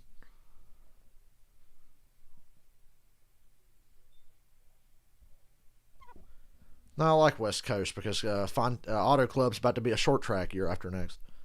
And I like Sonoma, too. As we went to break, a driver ran across the ball field to give a big handshake to our winner. That driver finished second and is with Jamie Little. And Brad Keselowski led 27 laps today. Best finish of the year, but Brad, we just saw it there. What did you say to BoJack Horseman interview. I'm just really happy for him. I know he's been through a lot over the last year, Jamie, and you know, he's a good kid. I've known him for a little while, and he's a good family, and just happy to see him bounce back. How was it racing with him? You guys seem to be the class of the field most of this race. Yeah, he was really fast. He was smart. He had a lot of speed in all the lanes, which was really impressive. So usually every man on every crew. He was really good. I thought it was really. If Carl Larson wasn't here, it would have been a dominant day. But they were really strong, and he's got some really good equipment. Kevin Harvick finished 20th on a mile and a half. Brad Keselowski now second in the NASCAR Cup standings. Larson. As far as points are concerned, to Denny Hamlin, the 4 winners there at the top. Hamlin and Keselowski have the most points. Larson now 3rd, Chase Elliott 4th, Joey Logano 5th, 6th Christopher Bell. Let's join Regan with the 4th place finisher. Well, a strong 4th. Oh, come on, interview Kyle Busch, you fucks. He finished 3rd. I heard on your radio you guys are going to put this thing on jack stands to fix it, and the next thing I know, you're leading the race. Yeah, we got it better in the short run. We just didn't quite have enough long run speed. But certainly, I thought it was a good start for our FedEx Ground Camry team. Just we're gathering data, trying to figure out what we can do to be better when we come back here when it really counts. So overall, good start. We'll just see, gather all the data, and I'll figure out this week what we got to do. Thanks, Danny. Thanks. Kyle Busch interview. Well, Kyle Busch brings it home 3rd today. And Kyle, your best run of the year so far. What does this do for you and your team moving forward? I mean, anytime you can have a good run and improve all day long and get better, it's certainly going to be a building block and something to build off of. So, just good fight by Ben and the guys. Everybody did a good job. And, me giving feedback and them being able to comprehend the feedback and continue to work on the car to make it better. And I just want to say thanks to Ethel L&M chocolates the first time ever being on a race car, and as a 5-year-old, I don't remember being there, but my grandmother told me stories about being there with her and us getting chocolates and stuff like that, so it was really special to have them on board today. I know Grandma was smiling from above, so proud to come home to the podium. Just wish we had a little bit more speed. We just lacked a little bit of overall lap time to be able to contend with the guys that are up front winning and have the pace. Thanks, Kyle. And so ends one of the most exciting races we've ever seen at Vegas. Pack up Club Confetti and drag it to Phoenix for the duel in the desert next weekend. Looking forward to low downforce, high horsepower next week at Phoenix. But I enjoyed this race today, and I'm very happy with the results. So this is where we part ways. And until next time, I'm guessing Saturday at 5:30.